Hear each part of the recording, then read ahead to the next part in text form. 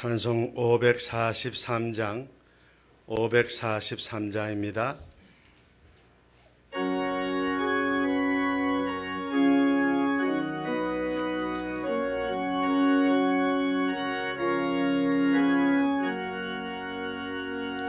어려운 일 당할 때 나의 믿음 적으나 의지하는 내 주를 더욱 의지합니다.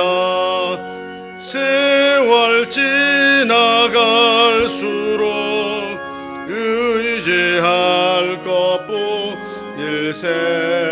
무슨 일을 당해도 예수 의지합니다. 성령께서 내 마음 밝히 비춰주시니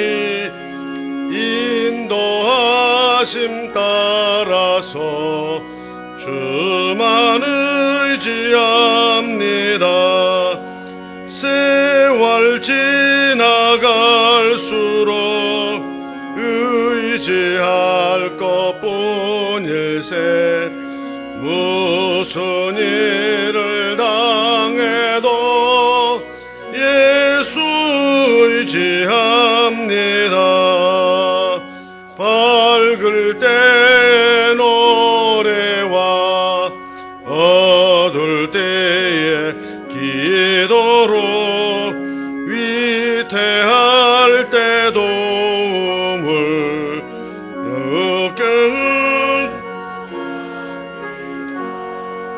세월 지나갈수록 의지할 것뿐일세. 무슨 일을 당해도 예수 의지합니다. 생명 있을 동안에 예수 의지합니다. 천국 올라가도록 의지할 것뿐일세. 세월 지나갈수록 의지할 것뿐일세. 무슨 일을 당해도 예수 의지합니다.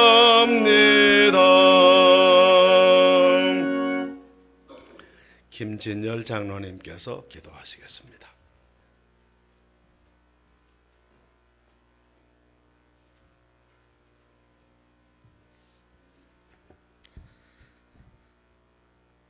사랑과 은혜가 풍성하시며 언제나 저희들에게 축복 주시기를 원하시는 거룩하신 하나님 아버지, 우리 염천교회가 오래전부터 계획하고 준비해온 김은성 목사님 초청 부흥사경회를 큰 은혜 중에 열 수 있도록 허락해 주셔서 감사드리옵나이다.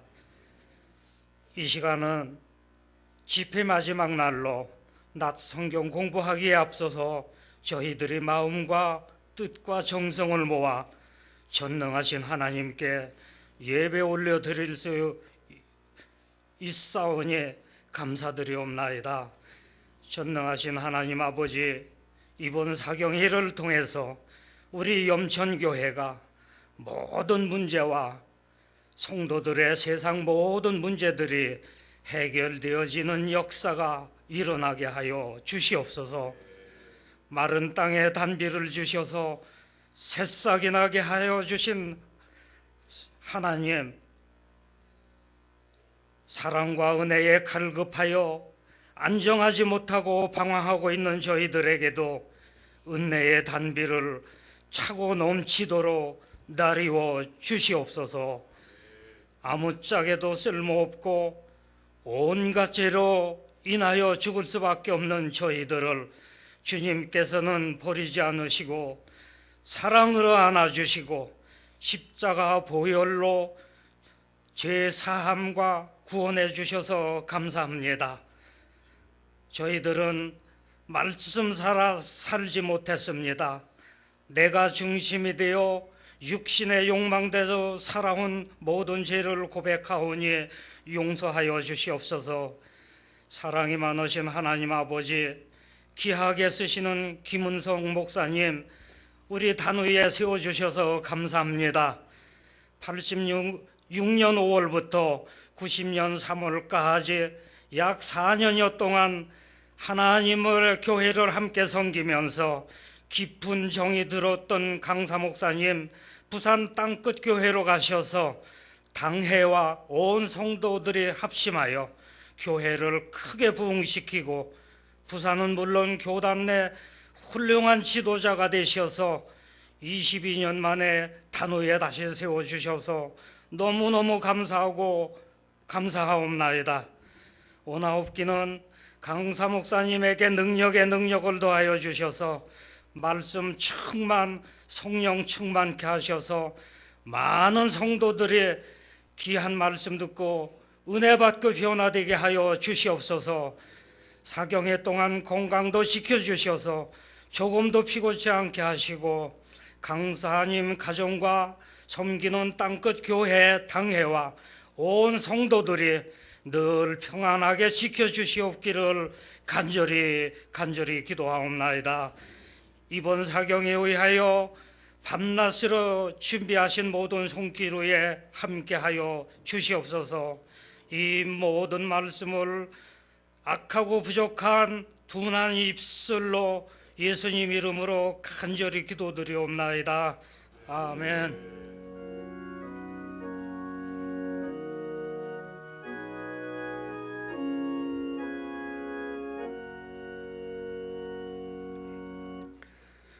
(526장) 찬송 부르겠습니다.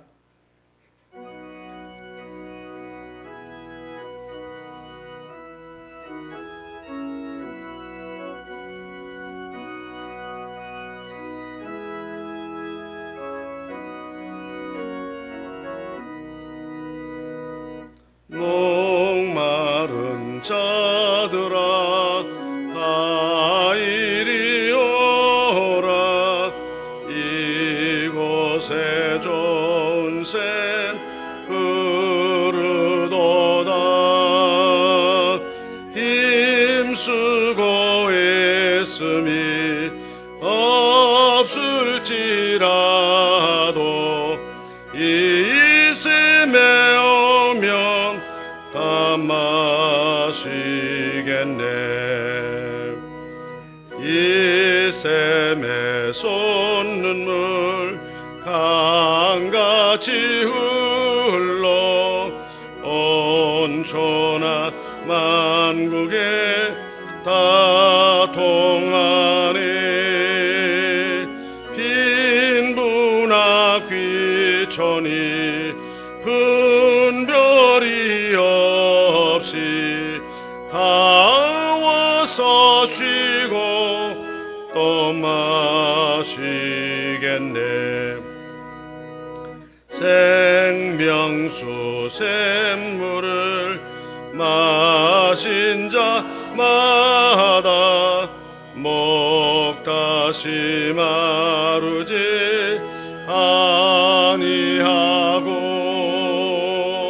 속에서 솟아나 생수가 되어 영원히 솟아 늘 풍성하리. 이 샘의 이름은 생명의 샘물, 저수정빛같이 늘 맑도다. 어린 양 보좌가 근원이 되어 생명수샘이 늘 그치지 않네.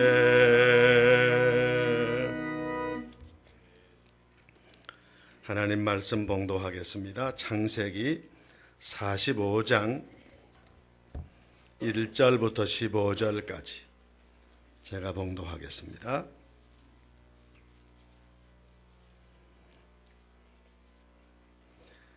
요셉이 시종하는 자들 앞에서 그 정을 억제하지 못하여 소리질러 모든 사람을 자기에게서 물러가라 하고 그 형제들에게 자기를 알리니 그때 그와 함께한 다른 사람이 없었더라. 요셉이 큰 소리로 우니 애굽 사람들에게 들리며 바로의 궁중에 들리더라. 요셉이 그 형들에게 이르되 나는 요셉이라. 내 아버지께서 아직 살아 계시니이까. 형들이 그 앞에서 놀라서 대답하지 못하더라. 요셉이 형들에게 이르되 내게로 가까이 오소서. 그들이 가까이 가니 이르되 나는 당신들의 아우 요셉이니 당신들이 애굽의 판자라. 당신들이 나를 이곳에 팔았다고 해서 근심하지 마소서. 한탄하지 마소서. 하나님이 생명을 구원하시려고 나를 당신들보다 먼저 보내셨나이다. 이 땅에 2년 동안 흉년이 들었으나 아직 5년은 밭갈이도 못하고 추수도 못할지라. 하나님이 큰 구원으로 당신들의 생명을 보존하고 당신들의 후손을 세상에 두시려고 나를 당신들보다 먼저 보내셨나니 그런즉 나를 이리로 보낸 이는 당신들이 아니요 하나님이시라. 하나님이 나를 바로에게 아버지로 삼으시고 그 온 집의 주로 삼으시며 애굽 온 땅의 통치자로 삼으셨나이다. 당신들은 속히 아버지께로 올라가서 아뢰기를 아버지의 아들 요셉의 말에 하나님이 나를 애굽 전국에 주로 세우셨으니 지체 말고 내게로 내려오사 아버지의 아들들과 아버지의 손자들과 아버지의 양과 소와 모든 소유가 고센 땅에 머물며 나와 가깝게 하소서. 흉년이 아직 5해가 있으니 내가 거기서 아버지를 복량하리이다. 아버지와 아버지의 가족과 아버지께 속한 모든 사람에게 부족함이 없도록 하겠나이다 하더라고 전하소서. 당신들의 눈과 내 아우 베냐민의 눈이 보는 바 당신들에게 이 말을 하는 것은 내 입이라. 당신들은 내가 애굽에서 누리는 영화와 당신들이 본 모든 것을 다 내 아버지께 아뢰고 속히 모시고 내려오소서 하며 자기 아우 베냐민의 목을 안고 우니 베냐민도 요셉의 목을 안고 우니라. 요셉이 또 형들과 입 맞추며 안고 우니 형들이 그제서야 요셉과 말하니라. 아멘. 오늘 낮 시간에도 하나님 앞에 예물을 바치신 분들이 많습니다. 감사합니다.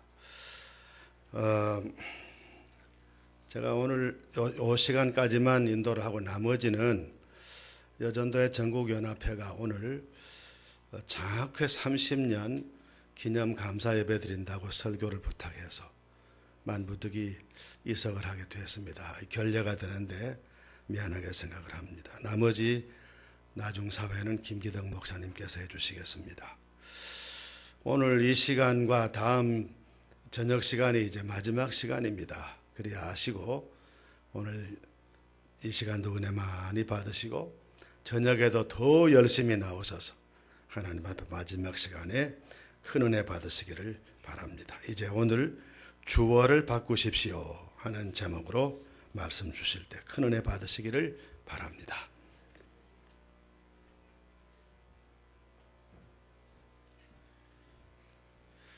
기도하도록 하겠습니다.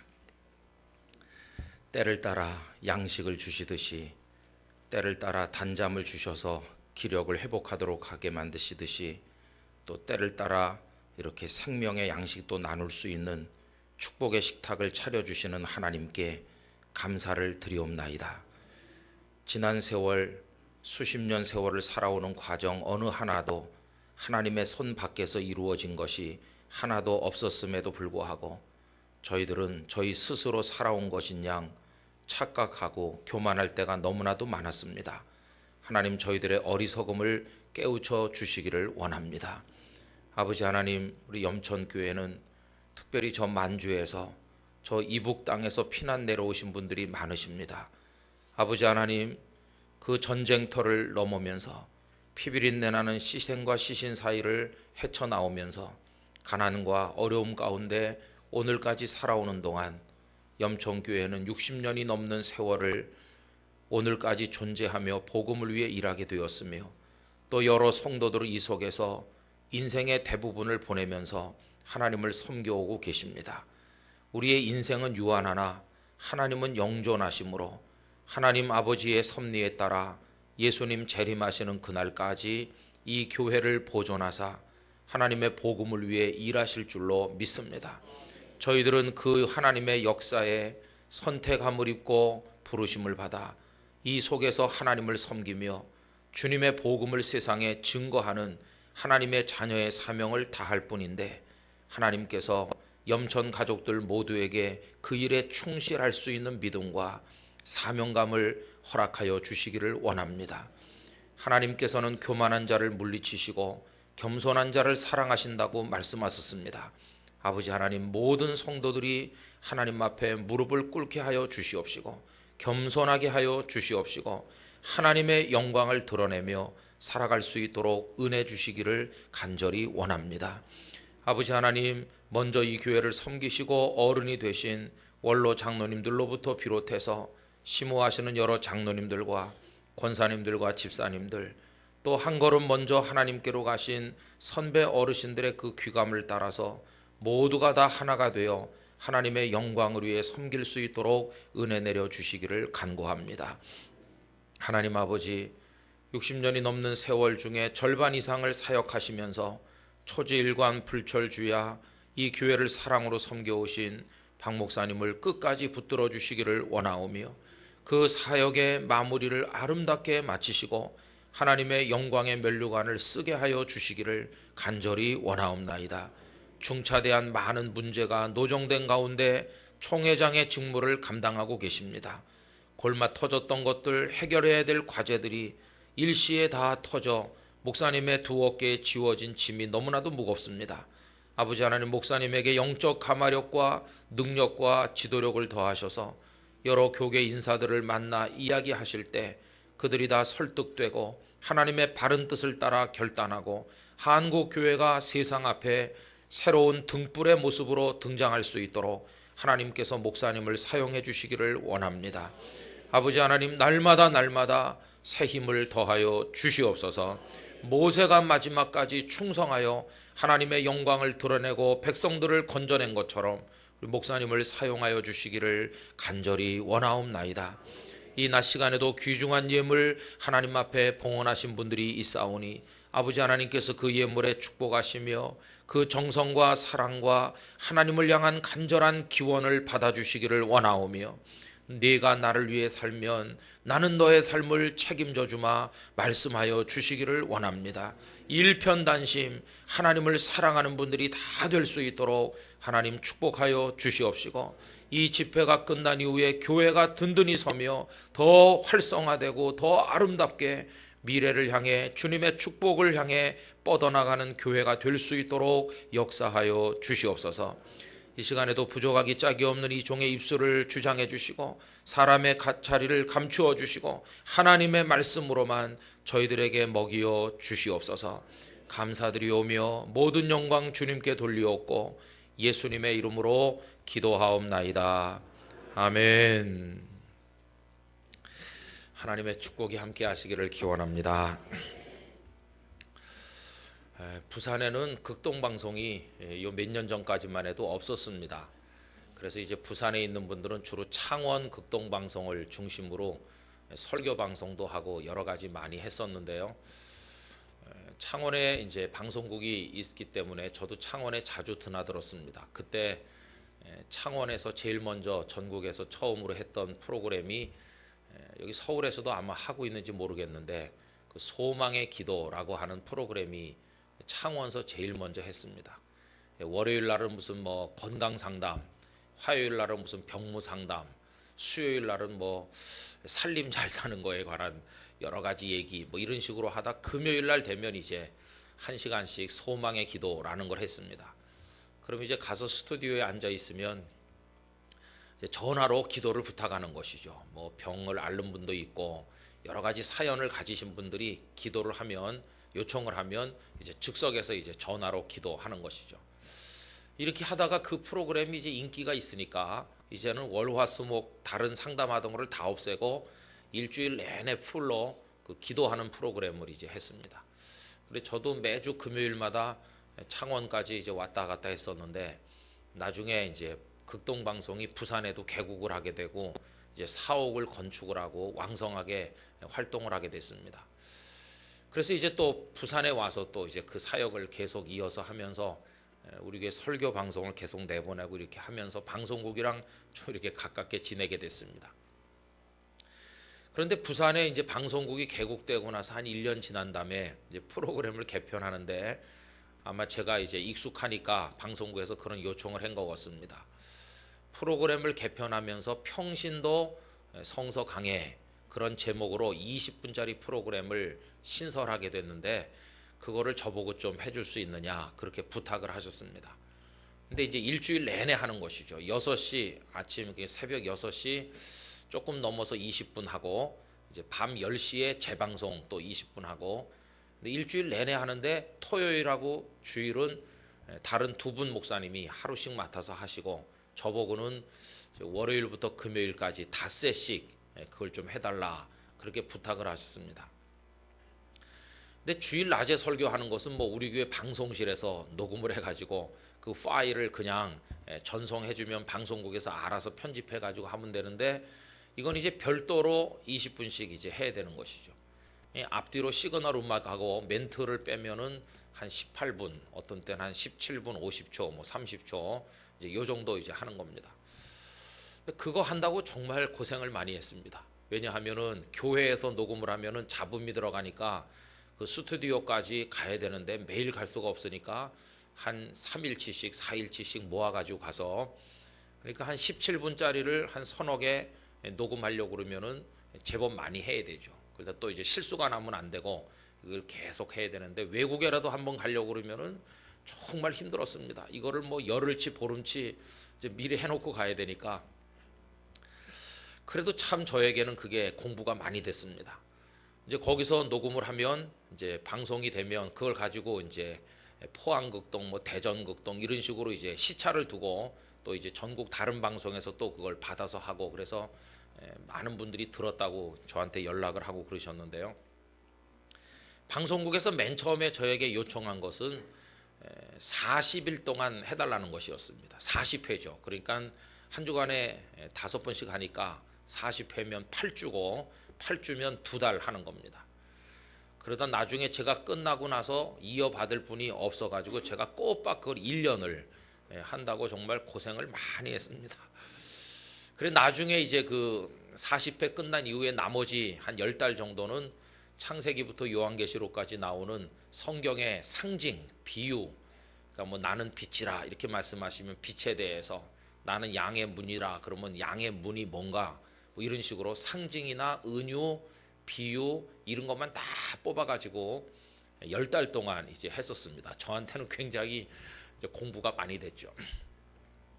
근데 그 맨 처음에 40회를 하는데 그 방송국에서 하는 말이 일주일 있다 전화 드릴 테니까 뭐에 대해서 어떤 주제로 하실 것인지 알려주시면 자신들이 이제 한 보름 정도 그 방송을 시작한다는 멘트를 내보내야 되니까 그걸 좀 짜서 보내달라 그런 부탁을 하셨습니다. 그래서 제가 하나님 앞에 기도하면서, 하나님 40회 동안 그 줄거리가 있어야 될 텐데 중구난방으로 하면 안 되고 이렇게 맥이 이어져야 될 텐데 뭘 할까요? 그렇게 하니까 하나님께서 어느 날 새벽에 요셉에 대해서 한번 해보는 게 어떠냐 그런 감동을 주셨습니다. 그래서 제 마음속에 아니 요셉 이야기가 뭐 간단한데 노예로 끌려갔다가 그 다음에 뭐 총리 된 스토리가 단순한데 그걸 가지고 무슨 40번을 할 수가 있을까 그런 생각이 들었는데요. 하나님께서 성경을 자세히 읽어봐라. 자세히 읽으면 아마 요셉 한 사람 가지고 400번도 할 수 있을 거다. 그런 감동을 주셨어요. 그래서 성경을 이제 계속 읽으면서 창세기 37장부터 50장까지 그 중에 38장은 아닙니다. 38장은 그 요셉의 형님 유다가 며느리를 통해 애를 낳는 좀 이상한 얘기가 하나 있으니까 그건 빼버리고 37장 한 장, 그리고 이제 39장부터 50장까지 요셉의 이야기가 나오거든요. 이제 그걸 계속 읽어가지고 방송을 40회 이제 하게 됐습니다. 그런데 이제 그 문제가 뭐냐 하면은 요셉에 대해서 하겠다 하니까 그러면 타이틀을 내걸어야 되겠는데 무슨 타이틀로 하시겠습니까? 이렇게 이제 물었는데요. 그때 제가 많이 고심했습니다. 뭐라고 할까? 근데 서점에 가보니까 어떤 목사님이 꿈꾸는 자가 오는도다. 강준민 목사님이란 분이 그런 책을 쓰셨어요. 꿈꾸는 자. 그리고 그것도 맞지. 꿈꾸는 자였지 요셉이. 그러니까 꿈꾸는 자가 오는도다. 그게 이제 형들이 요셉을 팔아먹기 직전에 저기 오는 걸 보고 꿈꾸는 자가 오는도다. 이래서 웅덩이에 넣었다가 그 이스마엘 미디안 상인들에게 팔아먹지 않았습니까? 그 성경 구절을 따신 것 같아요. 뭐 그런 책도 있고 뭐 여러 가지 있더라고요. 그래서 저는 이제 혼자 고심하면서 기도하며 성경을 읽는데 제가 그때 정말 하나님 앞에 크게 회개하고 정말 큰 은혜를 받았습니다. 그래서 그 방송 프로그램은 하나님께서 저를 위해서 준비하신 은혜의 기회였다는 것을 깨닫게 됐습니다.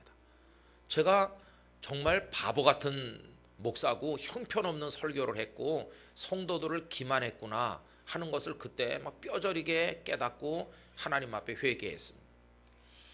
왜냐하면요, 그 요셉의 스토리를 쭉 이렇게 읽고 또 읽고 또 읽고, 저는 아버님으로부터 요만했을 때부터 800에 100원 누워가지고 성경 얘기 많이 들었습니다. 저희 아버님께서 요만할 때부터 성경에 나오는 뭐 요셉, 다윗, 삼손, 에스더 뭐 이런 드라마틱한 스토리들을 계속 해주셨거든요. 그럼 저는 다 안다고 생각하면서도 또 해달라고 그러면 또 해주시고 또 해주시고, 그래서 제가 기초는 떼고 마치 초등학교 들어가는 애처럼 유치원 가기 전에 벌써 성경 얘기 웬만한 거 다 알았습니다. 그러니까 교회에서 성경 퀴즈 대회 하면요, 제가 맨날 1등하고 그랬습니다. 성경 퀴즈 대회 하면은 운선이가 1등한다. 그래 한 번은 노회 대항으로 하는데 초등학교 한 3학년 됐는지 초등학생끼리 하는데 노회 대결로 하는 겁니다.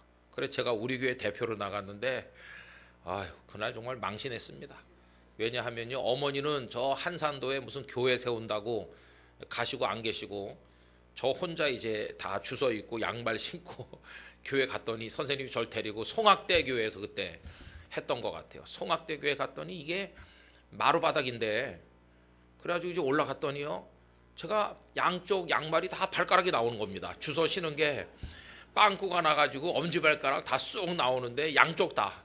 그래가지고 앞에 나가 앉으니까 발가락이 나와가지고 발가락에 신경이 쓰여가지고 이게 잘 안 되는 거예요. 그래도 뭐 막상 퀴즈가 시작되니까 이제 퀴즈 하는데 몰두해가지고 하나님이 지혜를 주셔서 그때도 제가 1등하고 그랬는데, 그래서 나중에 이제 선생님들이 절 데리고 집에 가면서 야 양말 빵꾸 나도 1등 했으니까 괜찮다 그러고 그랬습니다.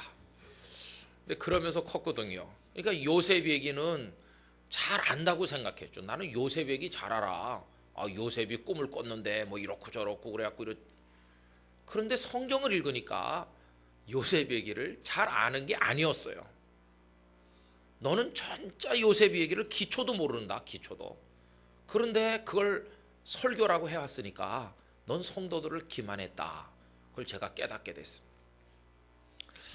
여러분, 제가 왜 이런 말씀을 드리느냐 하면요, 그리고 어떤 점에서 요셉 얘기를 오해했다고 하느냐 하면 이런 겁니다. 저도 그런 설교를 많이 듣기도 했고 많이 하기도 했는데 이런 식으로 얘기하죠. 여러분, 요셉이 되고 싶으십니까? 그러면 성도들 다 요셉이 되고 싶어 합니다. 저희 큰애가 나서 이제 이름이 사라라는 거 많이들 아시죠? 저희 큰애가 나니까 어머니께서 큰애 이름은 내가 짓는다. 그래서 은근히 애 이름은 아버지가 져야 되는데, 그러지만 뭐 어쩔 수 없이 어머니한테 이제 그러시라고. 그랬더니 뭐 대단한 이름이나 어디서 지어오시나 했더니 그게 아니고 성경에 있는 이름을 빌려왔는데 그게 바로 이제 사라였습니다. 근데 저는 뭐 사라가 별로 마음에 안 들거든요. 사라, 그것도 이상하기도 하고.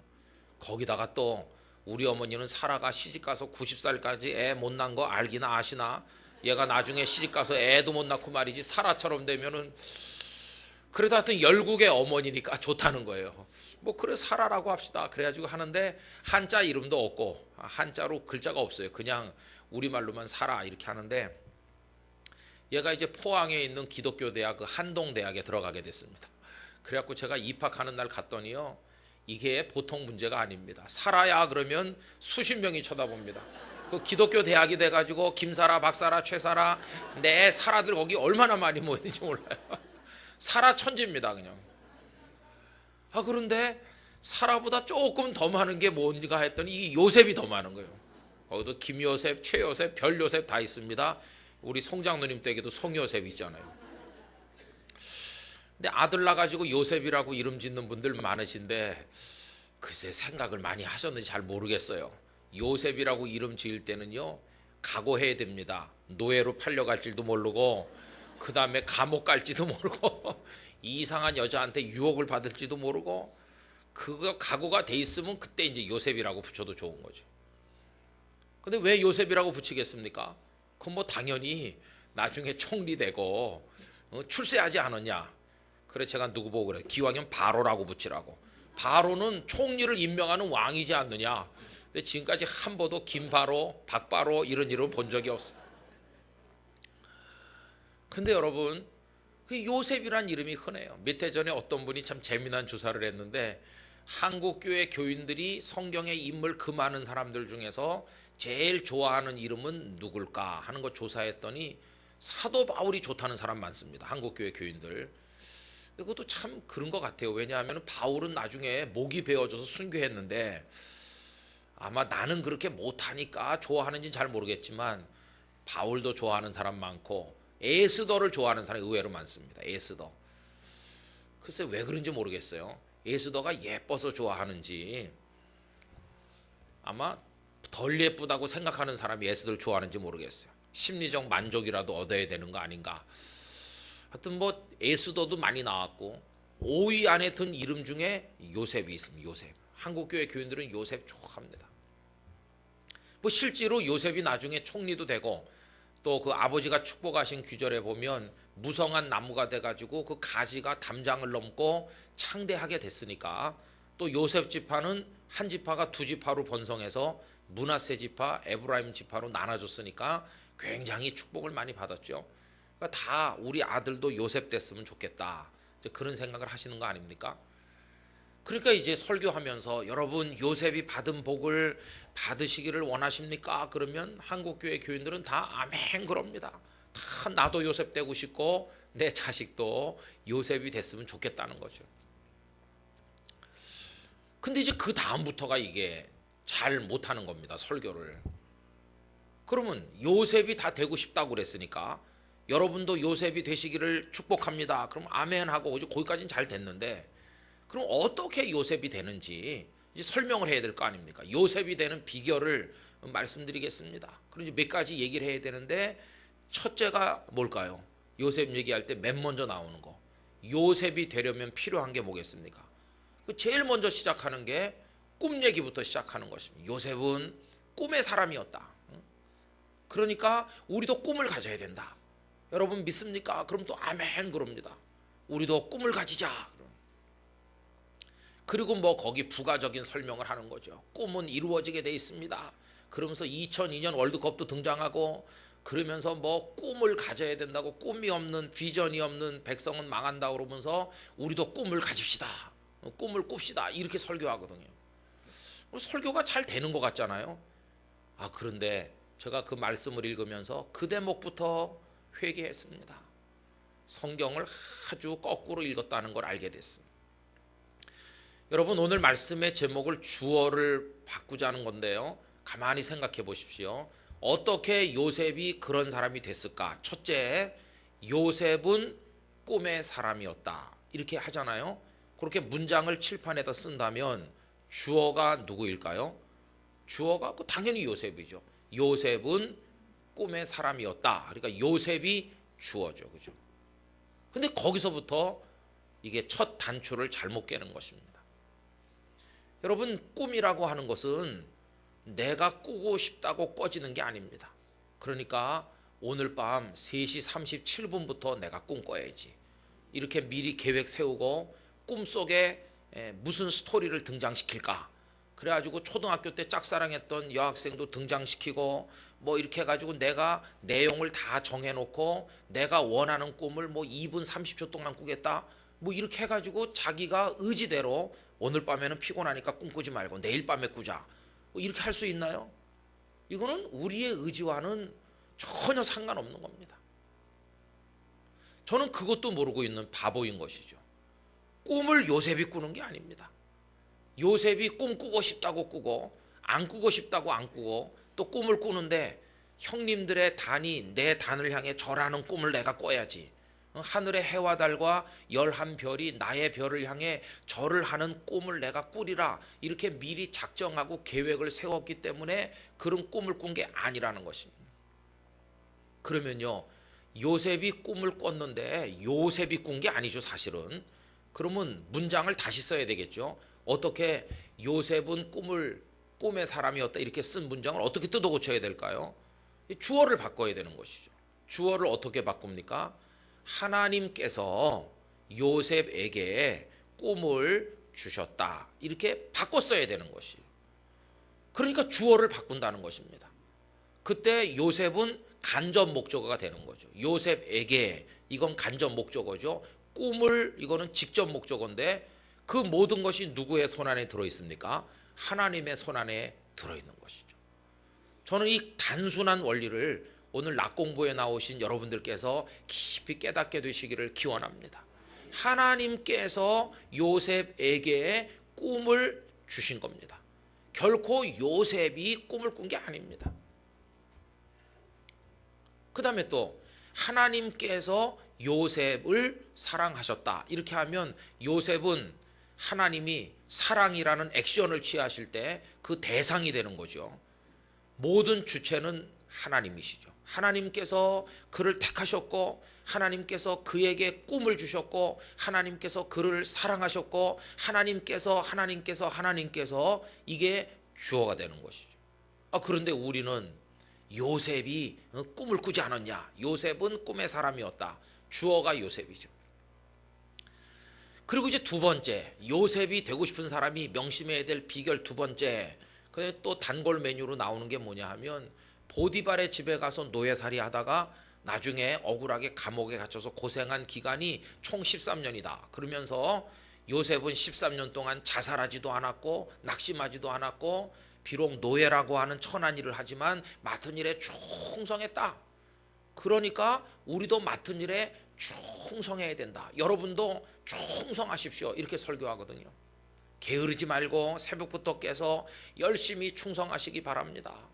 그러면서 이제 충성에 관한 예화를 한두 가지 하거든요. 예를 들면 뭐 우리 잘 아는 얘기들 많이 있습니다. 어떤 머슴들이 누구네 집에서 일하는데 이 주인이 말이지 그 내일이면 다 떠날 머슴들을 앞에 놓고 혹독하게 마지막 날 밤까지 일을 시키는데 새끼 꼬라. 그래서 입이 이만큼 나왔어요. 내일 아침이면 갈 사람들에게 너무 하는 거 아닌가. 마지막 밤이라도 편안히 쉬다 가라고 그래야지 너무 심하다. 그러면서 어떤 사람은 새끼를 대충 꾸고 어떤 사람은 그래도 주인이신데 내가 마지막까지 충성해야지. 그래서 가늘게 질기게 잘 꽈더니 그 다음날 아침에 어떤다고 합니까? 엽전 꾸러미를 던지면서 자기가 꼰 새끼 줄에다가 엽전을 꼽아가지고 가라고 그런다고.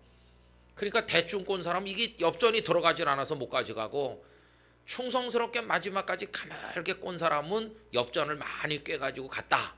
그러니까 우리 충성합시다. 그래야 요셉이 될 수 있다. 이렇게 설교하거든요. 그럼 또 교인들이 결심합니다. 그래, 나도 충성해야지.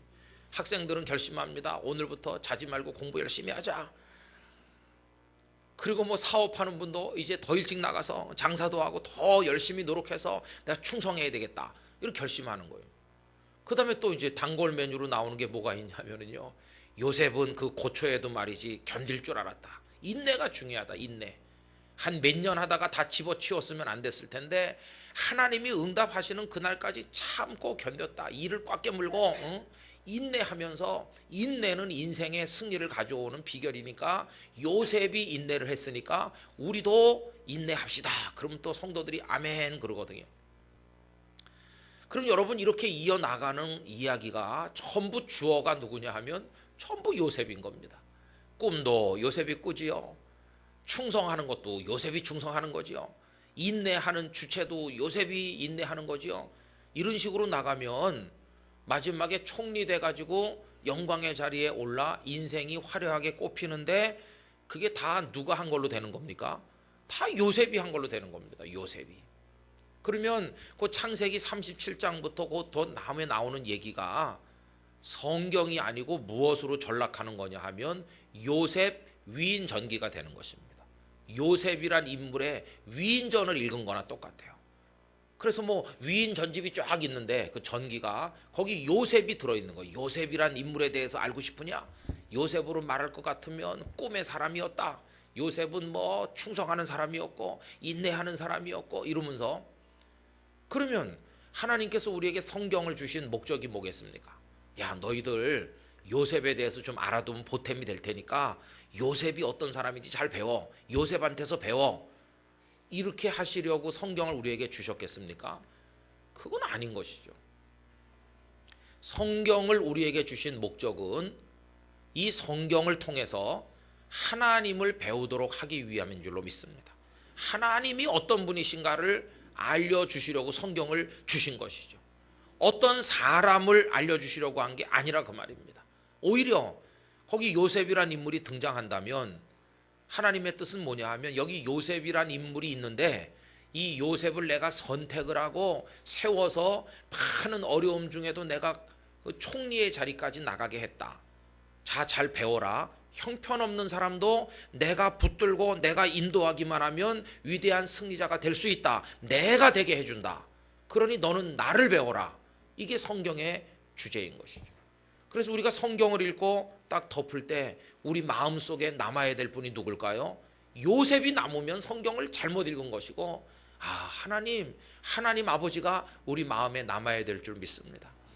요셉을 인도하신 하나님, 오늘 나를 인도하실 줄 믿습니다. 요셉을 그 속에서 지키신 하나님, 나도 지켜주실 줄 믿습니다. 요셉으로 하여금 포기하지 않고 피눈물을 흘리면서도 참을 수 있는 힘을 북돋워 주신 하나님, 오늘 나도 정말 어려운 여건에 떨어져 있는데 하나님 저에게도 힘 주실 줄로 믿습니다. 하나님께서 저를 사랑해 주시옵소서.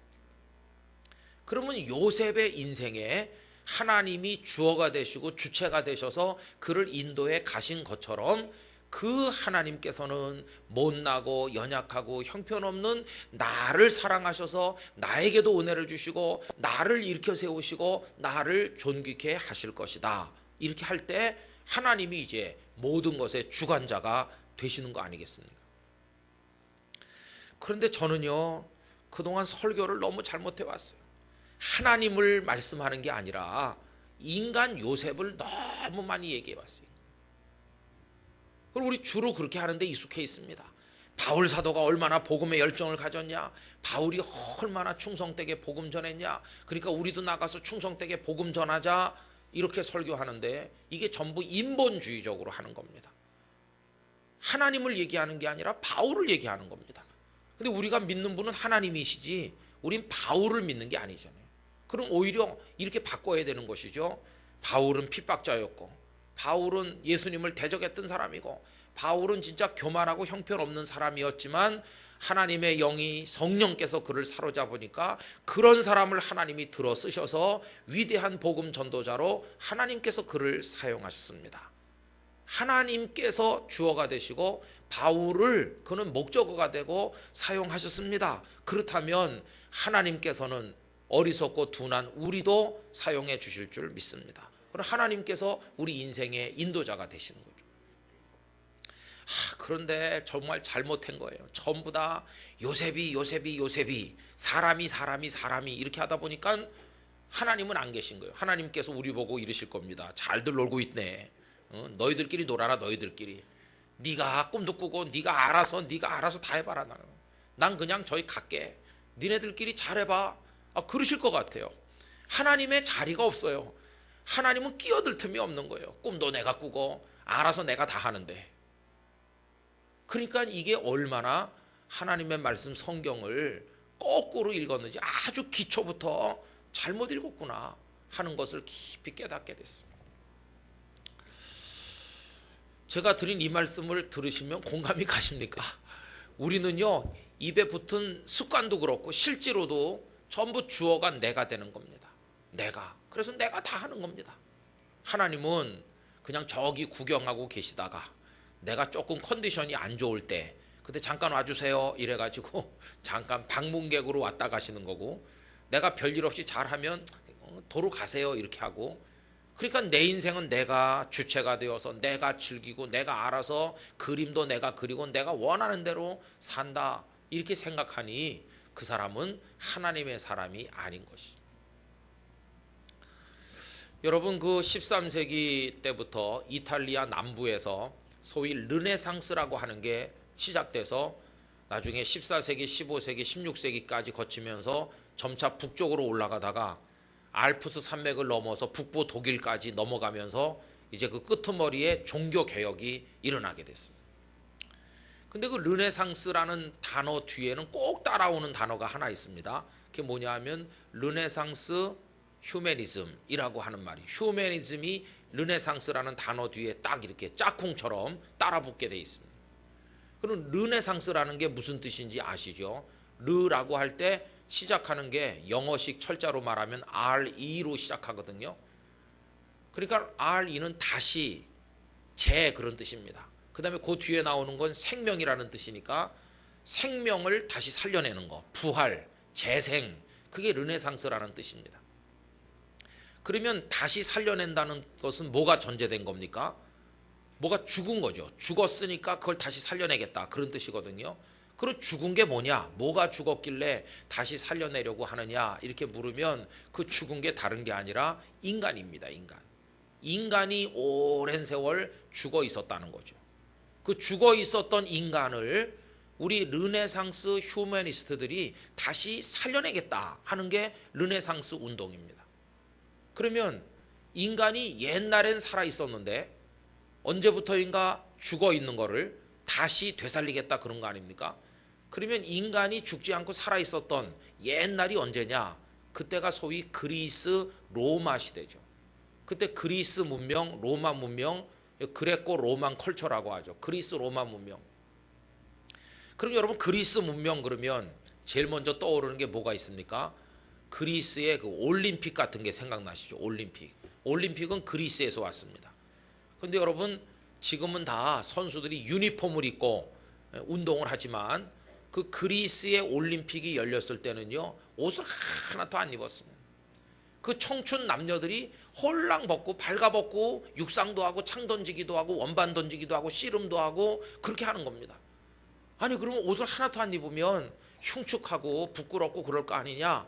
근데 그때 그리스 사람들은 옷을 벗고 다녀도 하나도 부끄러워하지 않았습니다. 왜 그런지 아십니까?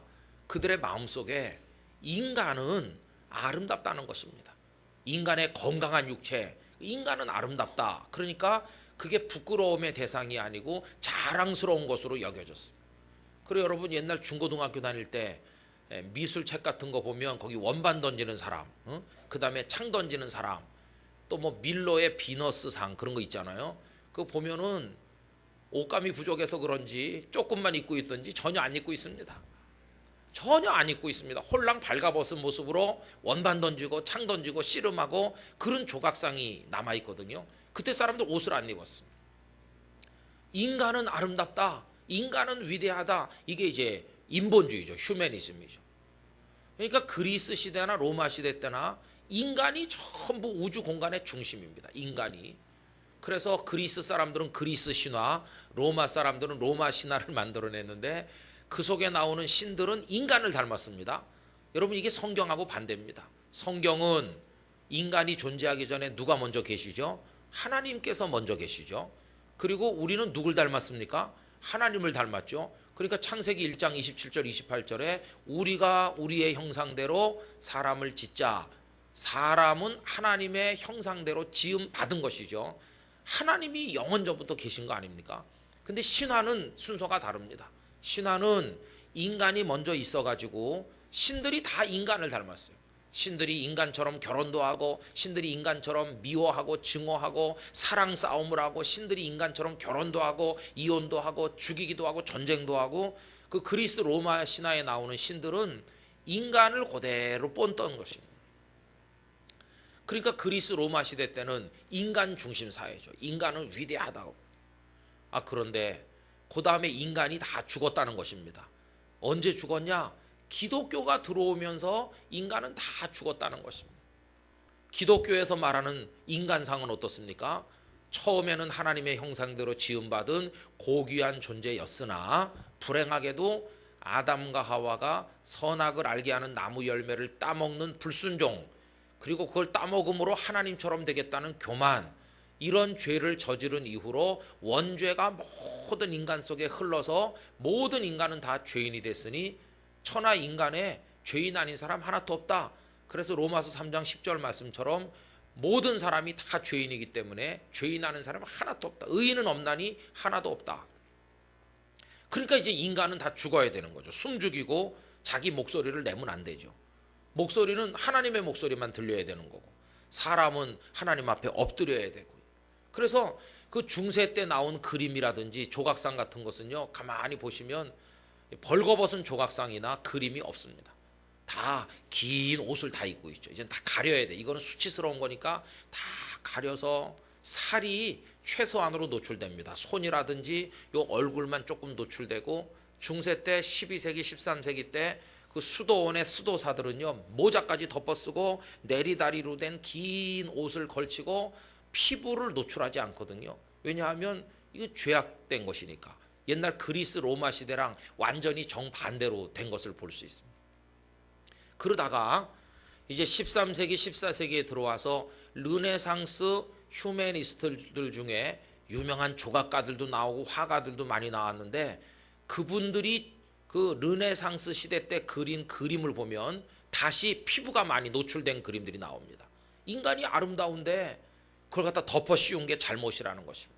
이제 죽었던 인간을 다시 우리가 되살려서 그리스 로마 시대처럼 인간이 활개를 치며 살 수 있는 시대를 만들자, 이래가지고 르네상스 시대 때 인간이 다시 이렇게 돋보이기 시작했어. 다시 나체상이 등장하고 이제 다시 옛날처럼 돌아가는 거죠. 그러면서 그 갈래가 이제 둘로 갈라지게 됩니다. 그때 1500년대 들어오면 굉장히 가깝게 생각하던 두 유명한 인물이 있는데, 한 사람은 에라스무스라는 사람이 있었습니다. 이 에라스무스가요, 르네상스 휴메니스트들의 최고 대부격인 인물입니다. 에라스무스는 유명한 르네상스 휴메니스트죠. 그 사람이 누구랑 심정적으로 가깝게 생각했느냐 하면 그 위대한 종교개혁자 마틴 루터랑 아주 가깝게 여겼습니다. 왜냐하면은 캐톨릭에 대항하기가 이게 공통점이 있었고, 중세가 부패했으니까 고쳐야 된다고 말하는, 겉으로 보면 비슷하잖아요. 그러니까 이 두 분이 같은 길을 간다고 생각했습니다. 그러다가 나중에 에라스무스하고 마틴 루터가 완전히 결별하는 장면이 나옵니다. 완전히 딴 길로 가는 거죠. 그게 어떤 사건이냐면 1524년에 이 에라스무스가 책을 냈는데, 그 책이 자유의지론이라는 책입니다. 인간에게는 자유의지가 있다. 이 자유의지는 죄를 지었지만 손상되지 않고 그냥 남아있다. 그러니까 인간이 마음만 굳게 먹으면 얼마든지 선을 행할 수 있고 얼마든지 행복하게 자기 능력으로 잘 살 수 있다. 이런 얘기가 그 자유의지론에 써 있는 겁니다. 그 책이 1524년에 출판되자 그 바로 다음에 마틴 루터가 그거를 반박하는 책을 썼는데, 그게 뭐냐 하면 노예의지론이라는 책입니다. 무슨 소리냐? 인간의 의지는 죄로 인해서 다 부패되고 망가져서 하나님 없이 자기 힘만 가지고는 인생을 아름답게 살 수도 없고 선을 행할 수도 없고 아무것도 할 수도 없다. 우리가 국어라는 거지를 보고 주머니 속에 돈을 꺼내서 불쌍히 여기면서 줄 수 있는 거는 내가 선한 의지가 있어서 그런 게 아니라 성령께서 내 마음에 감동해서 불쌍하니까 돈을 줘야지라는 생각이 일어나게 하신 거다. 그러니까 내가 불쌍한 사람을 도와줬을 때 자랑할 게 하나도 없다. 왜냐하면 하나님께서 나를 통해서 그렇게 하도록 나를 인도하신 거니까, 그 구제라는 행위의 영광도 누가 받으셔야 되느냐 하면 사람이 받는 게 아니라 그 일을 하게 하신 하나님이 받으셔야 된다. 인간의 의지는 다 망가졌고 노예화돼서 죄의 노예, 사단의 노예가 돼가지고 우리 의지만 가지고는 선을 할 수가 없다. 그 루터가 이제 그런 노예의지론이라는 책을 그 다음에 출판하니까요, 이제 두 사람이 결별하는 거죠. 그래서 에라스무스는 인간은 위대하다는 쪽으로 외치기 시작했고, 마틴 루터는 하나님의 은혜가 필요하다는 쪽으로 외치기 시작했죠. 그래서 이제 종교 개혁자들의 몇 가지 솔라가 있지 않습니까? 오직 은총, 솔라 그라치아, 하나님의 은총 없이는 아무것도 못한다. 그 은총을 내 것으로 만드는 방법이 뭐냐 하면 하나님 앞에 나가 손을 내밀어 받는 건데, 그게 믿음이다. 솔라 피데, 오직 믿음으로. 그런데 그런 이야기를 우리에게 가르쳐주는 진리가 어디 들어있냐? 성경에 들어있으니까 오직 성경이다. 교황의 얘기가 아니라 오직 성경. 그래서 솔라 스크립추라, 오직 성경으로. 그래가지고 구원받은 성도의 인생의 마지막 목표는 뭐냐? 하나님의 영광을 위한 것이니까 솔리 데오 글로리아, 오직 하나님의 영광을 위하여. 그래가지고 이제 종교 개혁자들의 모토가 이제 그렇게 나온 것입니다. 그러니까 이제 마틴 루터의 계보를 잇는 이 땅의 크리스찬들은요, 아, 하나님의 은혜로 있을 데 없는 자 왜 구속하여 주는지 난 알 수 없도다. 그 대답이 뭡니까? 나를 사랑하셔서 내게 은혜를 주신 것이죠. 나 같은 죄인 살리신 그 은혜 놀라워. 여러분, 눈물과 감격으로 그 찬송을 부르는 사람들은 다 마틴 루터의 흐해가 돼가지고 하나님의 은혜로 우리가 됐음을 고백하는 사람들이 된 것이죠. 근데 에라스무스의 계보를 잇는 사람들은 인간은 위대하다고 하는 것입니다. 인간은 위대하다. 그러니까 인간을 개발하자. 그리고 인간 안에는 뭐가 있냐? 이성이 있다. 그 이성을 많이 개발해가지고 꽃을 피우자. 그래서 두 가지가 거기서 나왔는데요. 하나는 근대 철학이 나오고 하나는 근대 과학이 나오는 거죠. 그래서 그 과학의 그 테두 같은 사람, 프란시스 베이컨 같은 사람인데, 과학의 힘으로 세상을 이롭게 하고 유토피아를 건설한다. 근대 과학자들은 인간의 이성을 신뢰하죠. 그 다음에 철학자들, 데카르트 같은 사람 명제를 잘 아시잖아요. 나는 생각한다. 그러므로 나는 존재한다. 여러분, 하나님이 존재하시기 때문에 하나님이 나를 지으셔서 내가 여기 존재하는 거지. 하나님 같은 거 필요 없고 내가 생각하고, 그러니까 내가 여기 존재한다는 거예요. 하나님 없이 내가 먼저 존재해요. 그 데카르트식으로 말하면요, 인간이 먼저 사고하는 존재로 있으면서 존재한 그 다음에 인간이 신에 대해서 생각하니까 신이 존재한다는 거예요. 하나님이 인간을 창조하는 게 아니고 인간이 하나님을 창조하는 거죠. 전혀 다른 갈래로 나가는 것입니다. 그런데 오늘 우리들은 하나님께 선택하심을 입어서 이 인본주의의 흐름에 몸을 내맡긴 사람들이 아니라 은혜의 흐름에 우리를 맡기고 살아가는 택한 백성이 된 줄로 믿습니다. 그리고 우리는 오직 하나님의 은혜를 바라봅니다. 나를 지으신 이도 하나님이시고 나를 부르신 이도 하나님이시고 나의 나된 것은 하나님의 은혜임을 고백하는 사도 바울의 계보를 잇는 그런 사람들이 된 거죠. 그리고 고린도전서 15장 10절에 바울 사도가 내가 다른 사도들보다 더 많이 수고하였으나 내가 한 게 아니라고 그러죠. 나의 나된 것은 오직 하나님의 은혜였다. 할렐루야. 이게 이제 우리의 고백이 된 것입니다. 그러니까 이제 그 요셉의 이야기를 읽을 때도요, 인본주의적인 안경을 쓰고 읽으면 꿈을 꾼 사람도 요셉, 인내하는 사람도 요셉, 충성하는 사람도 요셉. 그래갖고 사람이 마음을 굳게 먹고 이를 꽉 깨물고 하면 못할 게 없어. 아, 이게 인본주의적인 가르침인 것이. 그래 나중에 보면 과학이 꽃을 피우잖아요. 17세기, 18세기, 19세기 오면서 르네상스, 그게 이제 열매를 맺는 건데, 산업혁명이 일어나면서 큰 공장을 짓고 대량 생산을 하고 증기기관을 발견해가지고 그래 발명해서 뭐 배를 만들고 자동차를 만들고 세상이 지금 얼마나 살아가는 게 편리해져서 이제는 뭐 하루가 다르게 세상이 변하면서 진짜 편리한 세상이 됐죠. 그러면 편리함과 복됨이 동의어인가? 그건 아닌 것이죠. 편리해졌으나 사람들은 다 불행을 느끼고 고독을 느끼고 자살하고 그러는 시대가 된 것이죠. 그 치명적인 상처가 언제 노정됐느냐 하면 1914년 제1차 세계대전이 펑 터졌습니다. 이제는 수많은 사람이 죽는데, 여러분 옛날에 딱총같이 총알 하나 여가지고 한 발 쏘던 시대는 잘 쏴야 한 명 죽는 겁니다. 그죠? 아니면 빗 맞으면 아예 뭐 그냥 엉뚱한 데 맞는 거고요. 옛날에 활 쏠 때 저는 역사 드라마 같은 데 보면은 그 참 낭만적인 것 같아요. 화살 날라오면 칼로 막 맞고, 그럼 바위 뒤에 숨으면 끄떡도 없잖아요. 아무리 화살을 천발 만발 써도 바위 뒤에 있으면 하나도 안 죽고 동네 애들 골목에서 전쟁놀이 하는 거 비슷하잖아요. 근데 지금 전쟁은 바위 뒤에 숨어도 아무 소용없습니다. 바위랑 같이 산산조각돼서 날아가는데. 그러니까 과학이 발전했는데 과학은 이성으로부터 나왔고 이성은 인간으로부터 나왔다고 그러는데 이게 인간을 행복하게 만들어 준 게 아니라 더 불행한 대량 살상으로 몰아넣고 1차 세계대전은 그 이전 전쟁하고는 차원이 다른 전쟁이죠.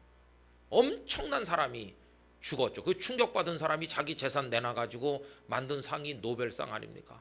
노벨이 그 다이너마이트를 만들어가지고 돈 벌었는데 이게 수많은 사람을 살상하는 걸 보고 자기 마음속에 고통을 느낀 거 아니겠습니까?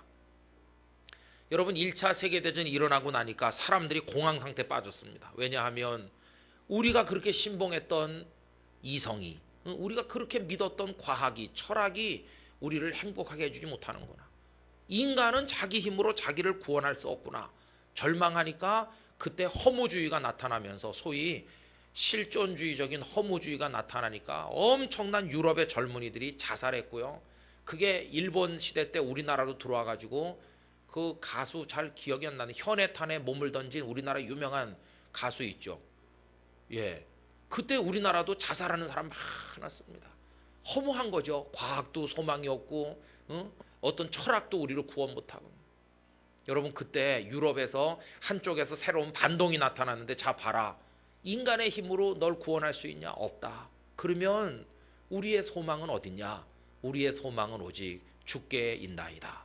다시 하나님께로 되돌아가는 복음주의 운동이 일어나게 된 것이. 여러분 이런 긴긴 역사가 우리에게 보여주는 바며 성경이 우리에게 말씀하는 메시지는 너무나 분명한 것 같습니다. 내가 주어가 돼서 해가지고는 아무것도 안 되고 하나님께서 우리 인생의 주어가 돼야 될 줄로 믿습니다. 그래서 우리 자식들을 사랑하잖아요. 자식들 사랑하는데 엄마가 지켜줄 테니까 걱정 마. 엄마가 용돈도 주고 엄마가 다 알아서 해놓게. 넌 학교만 갔다 와. 알았지?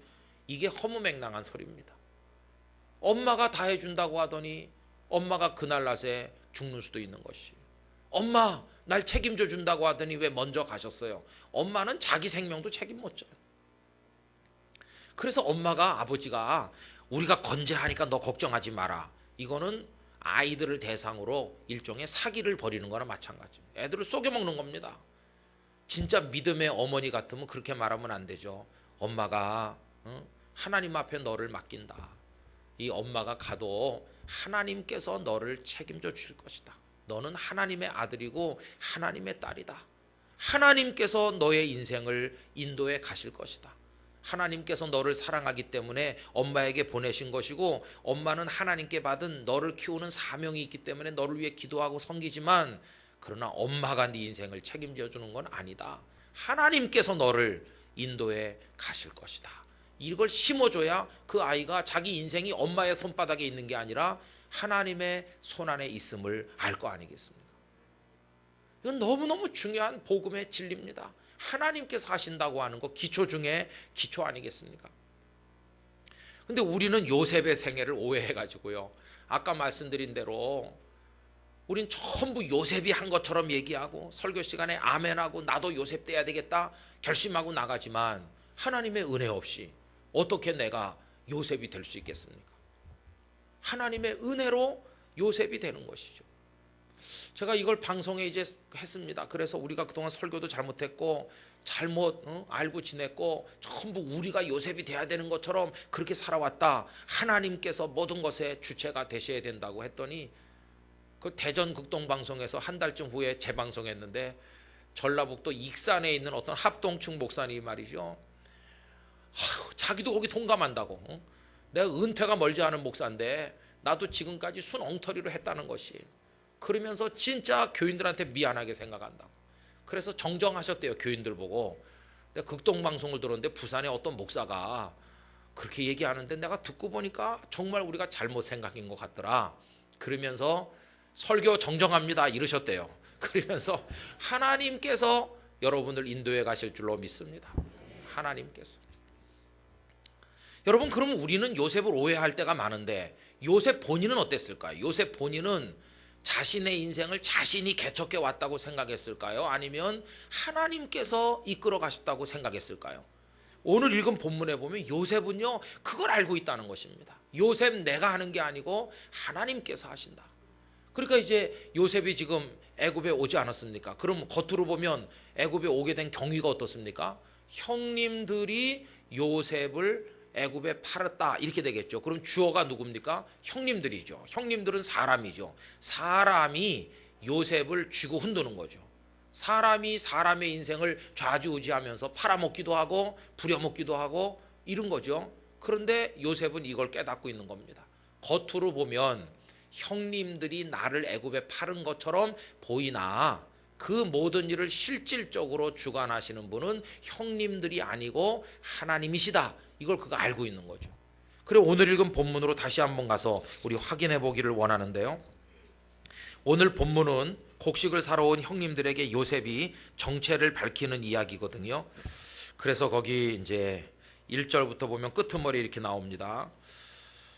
그 형제들에게 자기를 알리니 그때에 그와 함께한 다른 사람이 없었더라. 요셉이 큰 소리로 우니 애굽 사람에게 들리며 바로의 궁중에 들리더라. 요셉이 그 형들에게 이르되 나는 요셉이라 내 아버지께서 아직 살아계시니까 형들이 그 앞에서 놀라서 대답하지 못하더라.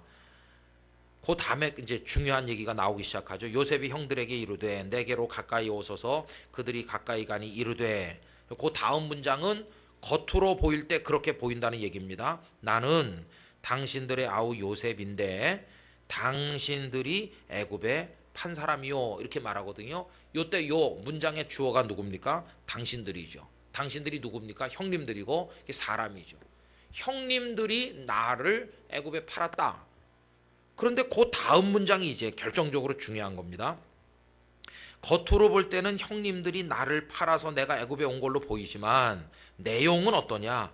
5절 다 같이 한번 읽어보겠습니다. 당신들이 나를 이곳에 팔았다고 해서 근심하지 마소서, 한탄하지 마소서. 하나님이 생명을 구원하시려고 나를 당신들보다 먼저 보내셨나이다. 아멘. 주어가 바뀌었죠. 어떻게 바뀌었습니까? 하나님이 나를 먼저 보내신 거다. 형님들이 나를 파는 게 아닙니다. 그건 겉으로 그렇게 보이지만 이 모든 일을 끌고 가시는 분은 하나님이십니다. 하나님이 생명을 구원하시려는 거룩한 목적을 가지고 누구의 생명? 우리 가족의 생명, 그 굶어 죽을 위기에 처한 수백만의 애굽 백성들, 가나안 백성들의 그 많은 생명을 건지도록 하려고 나를 이곳으로 보내신 겁니다. 하나님이 하셨습니다. 이제 그런 얘기거든요. 그 다음에 8절로 내려가 보십시다.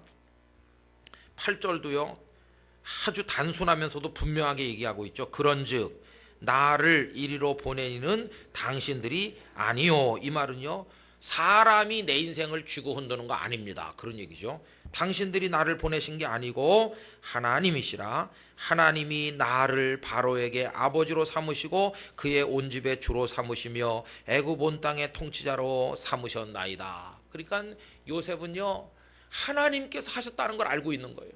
형님들이 한 게 아니고 하나님께서 나를 이걸 다 알고 있는 것이. 그러니 요셉의 마음속에 하나님의 손에 이끌리고 있는 자신의 인생에 대한 감격이 있고 기쁨이 있는 것이죠. 내 삶은 저 길바닥에 내동댕이 쳐진 돌멩이가 아니다. 아까 말씀드린 그 허무한 실존주의가 유행할 때 그 실존주의 철학자들이 사람을 어떻게 설명했느냐 하면 길바닥에 굴러다니는 돌멩이다. 우리는 무가치하고 살아봤자 별로 보람도 없고 지나가던 사람이 발길로 툭 차면 때로로 굴러가 시궁창에 빠지는, 그러니까 인간은 허망한 거다. 그러니까 다 자살하고 그런 거예요. 그런데 여기 요셉은요 자기 인생을 그렇게 싸구려로 생각하지 않는 거예요. 무슨 소리? 나는 하나님의 손에 붙들린, 하나님께서 선택한, 하나님께서 세워서 하나님의 뜻을 이루고자 하시는 하나님의 사람이고 하나님이 보내기도 하시고 오게 하기도 하시고 존귀하게 하기도 하시고 내 인생은 하나님의 손 안에 있습니다. 이렇게 하는 것이. 그러니까 요셉은요 절대 자기 자랑 같은 거 안 합니다. 절대로. 여러분 그 41장으로 한번 가보도록 하겠습니다. 41장에 가면 이제 그 요셉이 꿈을 해석하는 얘기가 나오거든요. 바로 왕의 꿈을 해석하는데 어디를 보시느냐 하면 15절을 한번 보시겠습니까? 15절 16절 다 같이 읽어보겠습니다. 바로가 요셉에게 이르되 내가 한 꿈을 꾸었으나 그것을 해석하는 자가 없더니 들은즉 너는 꿈을 들으면 능히 푼다 하더라. 요셉이 바로에게 대답하여 이르되 내가 아니라 하나님께서 바로에게 편안한 대답을 하시리이다. 할렐루야. 여러분 이 말씀 너무너무 중요합니다. 바로 왕은 이렇게 말합니다. 너 꿈 해석 잘한다면서? 그러면 꿈 해석을 잘하는 사람이 요셉이라는 사람인 것이죠. 바로는 그렇게 생각하죠. 요셉은 꿈 해석을 잘한다. 요셉이 주어져. 그런데 그 다음 절에 요셉은 그걸 정정하고 있죠. 뭐라고 정정합니까? 요셉이 바로에게 대답하여 이르되, 여러분 그 다음에 빨간 색연필 있으시면 줄 치시면 좋을 것 같아요. 내가 아니라 하나님께서, 거기까지만 줄을 치시면 될 것 같아요. 여러분 요거를 모든 생애 순간에 적용하시기를 기원합니다. 내가 아니라 하나님께서. 이게 기독교인들의 자기 부정의 원리인 것입니다. 사업을 잘하신다면서요? 그러면 우리 성도들은요, 내가 아니라 하나님께서 이렇게 하는 것이죠. 얼마나 충성하셨으면 교회 장로님이 되셨습니까? 그러면 내가 아니라 하나님께서. 성도들이 나를 뽑아준 게 아니고 하나님께서 나를 쓰시려고 세우셔서 너무너무 죄송하고도 감사하고 있습니다. 모든 게 다 그런 것이죠. 어떤 목사님이 목회를 잘한다고 성도들이 칭송하면 그 목사님이 마땅히 해야 될 말이 이 말입니다. 내가 아니라 하나님께서 우리 교회를 목양하고 계십니다. 이게 우리의 기본입니다. 기본. 이거는요 엄청난 축복입니다. 아까도 말씀드린 것처럼 형편없는 우리 인생들, 우리가 이거 뭐 어떡하겠습니까? 여러분 우리는 제법 대단해 보이는 것 같기도 해요. 어떤 때는 그래도 괜찮다 인생이. 그래서 보면 인생 예찬, 그 다음에 옛날 학교 다닐 때 보면 청춘 예찬이라는 글도 있어요. 청춘은 아름다워라, 인생은 살아볼 만하고, 그럴 땐 정말 인생이 한번 살아볼 만한 것 같고요, 무지개 빛깔인 것 같고, 청춘은 찬란한 녹색인데 막 파릇파릇하고, 야 정말 멋지다 이런 생각이 들 때도 있어요. 그런데 어떤 청년이 앞에 길을 걸어가는데 어깨가 푹 처지고, 왜 그래? 이력서 100군데 넣었는데 한 대도 안 됐어요. 백수 청년 보면은 무슨 파릇파릇한 청춘입니까? 시리와 좌절에 빠져서 살고 싶지 않은 청년이죠. 여러분 인생은 다 그렇습니다. 이번에 오랜만에 와서 뵈니까요, 다들 많이 늙으셨어요. 저보고 하나도 안 변했다고 그러는데 그 말이 맞습니다. 그때도 머리칼이 없었고 지금도 없으니까 하나도 안 변했다는 말이 맞지만, 그렇지만요 저도 여기 흰머리가 있거든요. 저는 이렇게 생각했습니다. 저는 아마 나는 흰머리가 나기도 전에 다 빠질 거야, 그렇게 생각했는데 그래도 몇 가닥 남아갖고 아주 흰머리도 나보기도 하고, 저도 해볼 거 다 해보고 있습니다.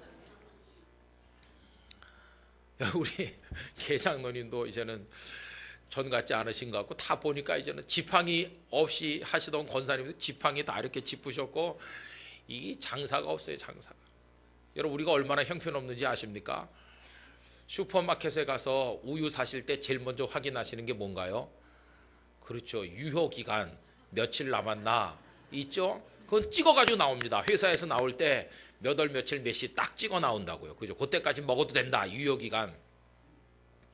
근데 우리도 유효기간 있다는 거 아십니까? 사람은요 다 두 가지 중요한 시간이 있습니다. 하나는 그 알파 포인트고 하나는 오메가 포인트인데, 알파 포인트는 세상에 태어나는 응애하는 그 순간이고, 오메가 포인트는 속된 말로 종치는 순간이거든요. 그런데 공동묘지에 누워있는 사람은요 이 두 시간을 다 가진 사람들입니다. 비석에 가보면 태어난 날, 세상 떠난 날이 다 적혀 있잖아요. 그들과 우리의 차이는 딱 하나입니다. 그들은 이미 그 두 시간이 다 온 사람이고, 우린 한 개만 와서 아직 나머지 한 개가 안 온 사람이죠. 그럼 우린 그 시간이 없는 사람인가? 아닙니다.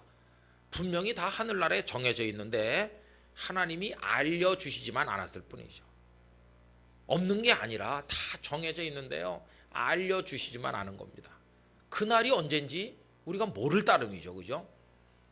부산에 동일교회라고 하는 고신측 유명한 교회가 있는데, 그 전임 목사님이 막 열심히 했습니다. 다른 데로 갔습니다.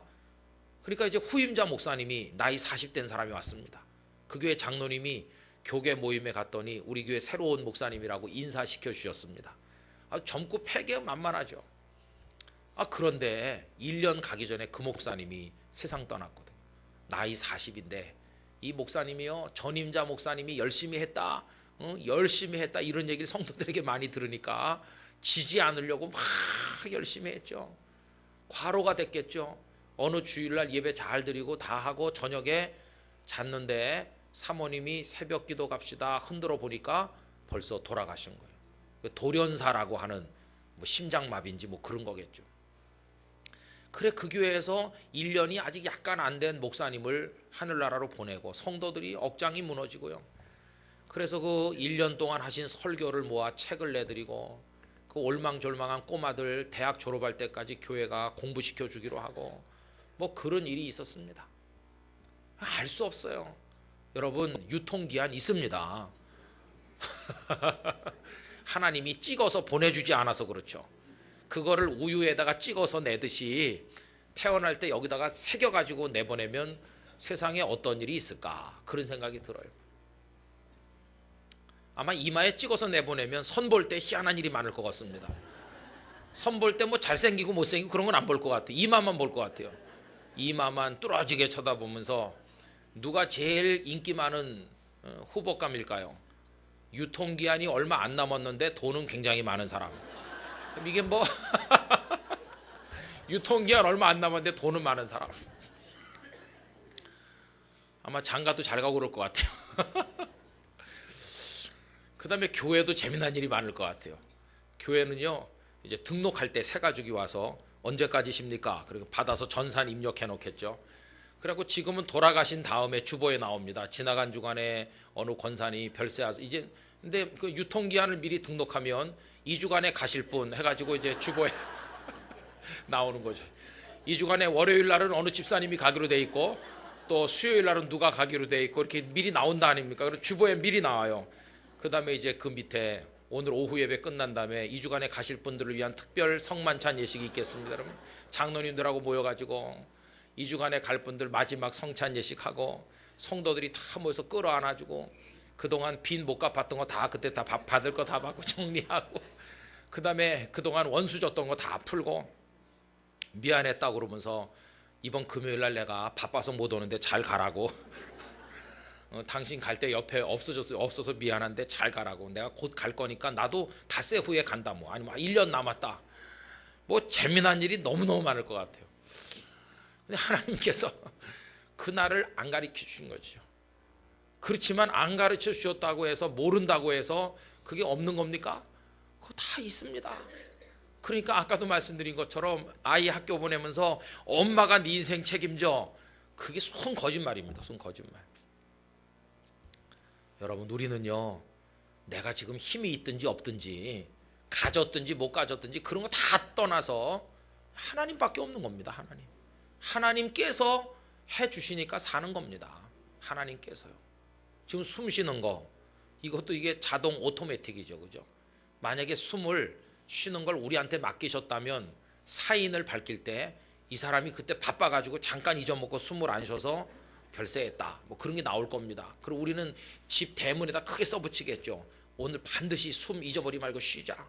너 학교 갈 때 숨 쉬어. 애 보고도 그렇게 말하고 그럴 텐데 하나님께서 은혜로 이게 자동으로 쉬게 해주셔갖고요 막 얼굴 붉히며 소리 지르고 싸울 때도 숨은 쉬고 밥 먹을 때도 숨은 쉬고 잘 때도 숨 쉬고 저같이 이렇게 계속 말하면서도 숨은 쉬고 이걸 네가 알아서 쉬어라 그랬으면 벌써 간 사람 많을 겁니다. 그분 건강하시더니 어떻게 갔었어요? 그래서 깜빡 잊고 숨을 안 쉬었대요. 근데 여러분 여기까지 살아온 거 하나님의 은혜임을 아십니까? 앞으로도 그래야 될 줄로 믿습니다. 그거밖에 없습니다. 그래서 제가 이제 그 방송하면서 진짜 하나님 앞에 회개했습니다. 하나님, 목사가 설교를 하는데 하나님을 이야기하지 않았습니다. 그냥 사람 얘기를 너무 많이 했습니다. 그리고 우리도 위대한 사람 되자 이런 식으로 인본주의자적인 얘기만 했지 하나님의 주권, 하나님의 은혜 이런 걸 말하지 않았습니다. 저는 하나님을 선포하는 사람이 아니라 위인전을 읽어서 들려주는 사람처럼 저의 잘못을 용서해 주시기 바랍니다. 이제부터 철저히 하나님의 은혜를 이야기하도록 하겠으니 저를 사용해 주시옵소서. 그렇게 이제 생각을 뜯어고치게 됐습니다. 여러분, 하나님을 주어로 바꾸고 살면요, 우리에게 엄청난 은혜가 옵니다. 첫째는 어떤 은혜가 오느냐 하면 내 인생이 아주 고귀해집니다. 왜냐하면요, 이 요셉을 보면 형들이 나를 팔았다, 응? 그렇게 생각하면요, 나라는 사람의 인생이 누구의 손바닥에서 놀아나는 겁니까? 사람의 손바닥에서 놀아나는 겁니다. 나를 미워하고 음모를 꾸미고 나를 팔아먹고 나를 부려먹는, 아니 나의 고귀한 인생이 이 사람 손바닥에서 저 사람 손바닥으로 넘어가고 형들의 손바닥에서 그 장사하는 사람들 손바닥으로 넘어갔다가 그 다음에 보디발의 손바닥으로 넘어가고, 내 인생이 그런 건가? 그럼 정말 싸구려 인생이고 이런 거 비참해서 살 가치가 없는 거죠. 그러나 아무리 내가 지금 어렵고 힘들고 고단한 인생을 산다고 할지라도 내 인생은 하나님이 붙들고 계시다, 이렇게 생각하면요, 그 순간 내가 싸구려가 아니라 한없이 존귀한 존재라는 걸 깨닫게 되는 거예요. 당신들은 나를 우습게 생각할지 모르지만 이래봬도 나는 하나님과 연결됐다. 하나님의 사람이다. 하나님의 사람. 이 발은 지금 진흙탕에 디디고 노예로서 살고 있지만 나는 고귀한 하나님과 연결된 하나님의 사람입니다. 이게 얼마나 건강한 자기 의식입니까? 그죠? 자기를 고귀하게 여길 수 있잖아요. 근데 참 뜻밖에도요, 우리 목사님들도 만나보면 열등감에 빠진 목사님 참 많습니다. 목사님들 모인 데 가면 의외로 그런 분이 많습니다. 이제 부산에도 그 횃불, 목회자 횃불, 그 신동아 그룹에서 했었던, 그 신동아 그룹이 어려워지니까 몇 년 동안 이제 없어졌다가 다시 조금 되면서 지난 3월 초에 이제 횃불이 다시 회복됐어요. 목사님들이 이제 월요일마다 모여가지고 이제 다시 시작하게 됐어요. 그 이권사님이 오셔서 이제 다시 재창립 예배를 드리고 시작을 했습니다. 그리고 이제 개강을 하면서 이제 첫 강의를 저보고 하라고 그래가지고 오전에 3시간, 오후에 3시간 목사님들 앞에서 강의를 했는데요. 목사님들이 많이 오셨어요. 그럼 목사님들에게 제일 필요한 게 뭘까? 저는 뭐 전문 신학자는 아니니까 신학적 이론을 설명할 수는 없지만, 그래서 제가 이렇게 말했습니다. 나는 살코기를 베어드리는 설교는 못하고 여러분들에게 내장탕을 대접하겠다. 그러니까 무슨 얘기인가 그렇게 생각하시는 것 같아요. 여러분, 어떤 사람이 여기 배고파 죽어가는 사람이 있을 때 이 사람이 죽지 않게 하려고 용기를 내서 살을 한 점 이렇게 베갖고 먹이면 그 살을 베서 먹인 그 사람이 죽을까요? 안 죽을까요? 안 죽습니다. 살 한 점 베냈다고 죽는 거 아니에요. 이거 베내도 안 죽습니다. 그런데 내장탕을 먹이면 그 사람 죽을까요? 살까요? 그 사람 죽어야 됩니다. 내장을 꺼내가지고 끓여서 먹이면 나는 죽는 겁니다. 근데 비유가 좀 이상해서 그렇지, 그게 제가 목회하면서 느낀 겁니다. 교인들에게 살코기를 베어 먹이는 설교가 있고 내장탕을 끓여 먹이는 설교가 있다 하는 걸 알게 됐어요. 살코기를 베어 먹이는 설교는요, 처음에는 입에는 맛있는 것 같은데 목이 매서 잘 안 넘어가는데, 내장탕은 구수한 게 성도들에게 잘 넘어갑니다. 근데 그런 내장탕 설교를 하려고 그러면은 목사는 죽어야 되는 것이죠. 제가 그걸 이제 많이 생각했습니다. 목사가 죽어야 내장탕 설교를 하는 거다. 그러면 죽는 게 뭐가 죽어야 됩니까? 그 교만한 나, 내 힘으로 목회해 보겠다고 생각하는 나, 내가 살아서 아직도 내 기가 살아가지고 내가 뭐 이렇게 말하는 그 인간 아무개 목사, 이게 죽어야 되는 거죠. 사도 바울이 나는 날마다 죽는다. 그래서 나를 죽여서 하나님, 저는 아무 희망이 없습니다. 하나님께서 하시지 않으면 안 됩니다. 이거를 정말 뱃속 깊은 곳에서 체험을 해가지고 그걸 성도들 앞에 고백하는 설교가, 그게 내장탕 설교라는 것입니다. 그래서 이제 그날 오신 목사님들께 제가 목회하면서 많은 실패하고 좌절했던 얘기들을 고백하면서, 그런데 하나님께서 하신다는 걸 깨닫고 나니까 나는 행복해지더라, 그 얘기를 말씀드렸거든요. 그랬더니 그날 오신 목사님들이 목사님 얘기가 맞대요. 유명한 교수님들이 와가지고 누구는 이렇게 말했고 누군 저렇게 말했다고 학술 강의 들으면은 집에 가면 다 까먹고 마음에 남는 게 없는데 내장탕 먹으면 영양가가 오래 간다는 거예요. 근데 여러분, 그렇습니다. 이게요, 목사님들 굉장히 열등감에 빠진 목사님들 많습니다. 왜 그러냐 하면 목사님을 처음에 청빙해 옵니다. 그죠? 그리고 교인들은 다 기대가 있습니다.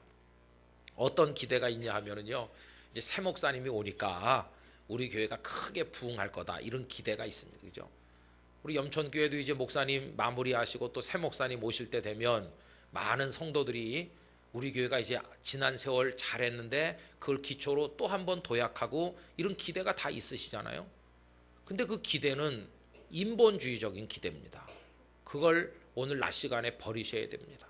누가 오니까 그 사람이 뭐 어떻게 하겠지, 이건 절대 아닌 것입니다. 시작부터 잘못되는 것, 시작부터.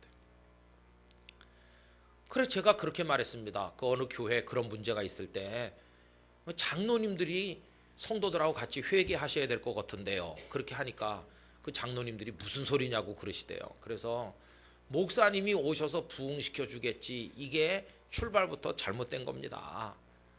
그 목사님을 보내시는 분도 하나님이시고 하나님께서 되게 하셔야 될 줄 믿습니다. 그러면서 모든 성도들이 목사님과 같이 하나님 앞에 무릎을 꿇어야 되는데 다 이렇게 팔짱 끼고 그 목사님을 구경하는 거죠. 잘하나 보자, 이렇게 하니까 이게 안 되는 것이죠.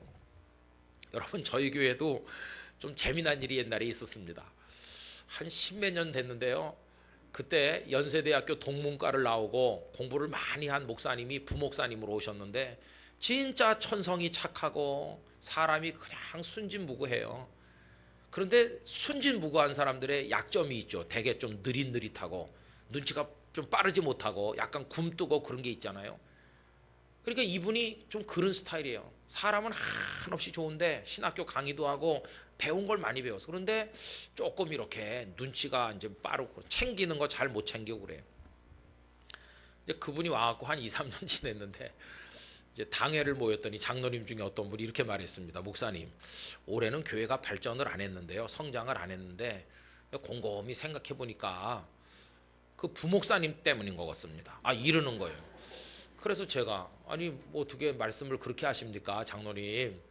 그건 좀 잘못된 것 같습니다. 뭐이 잘못됐습니까? 그래서 제가요, 교회가 되고 안 되는 거에 책임의 95%는 저는 담임 목사 책임이라고 생각합니다.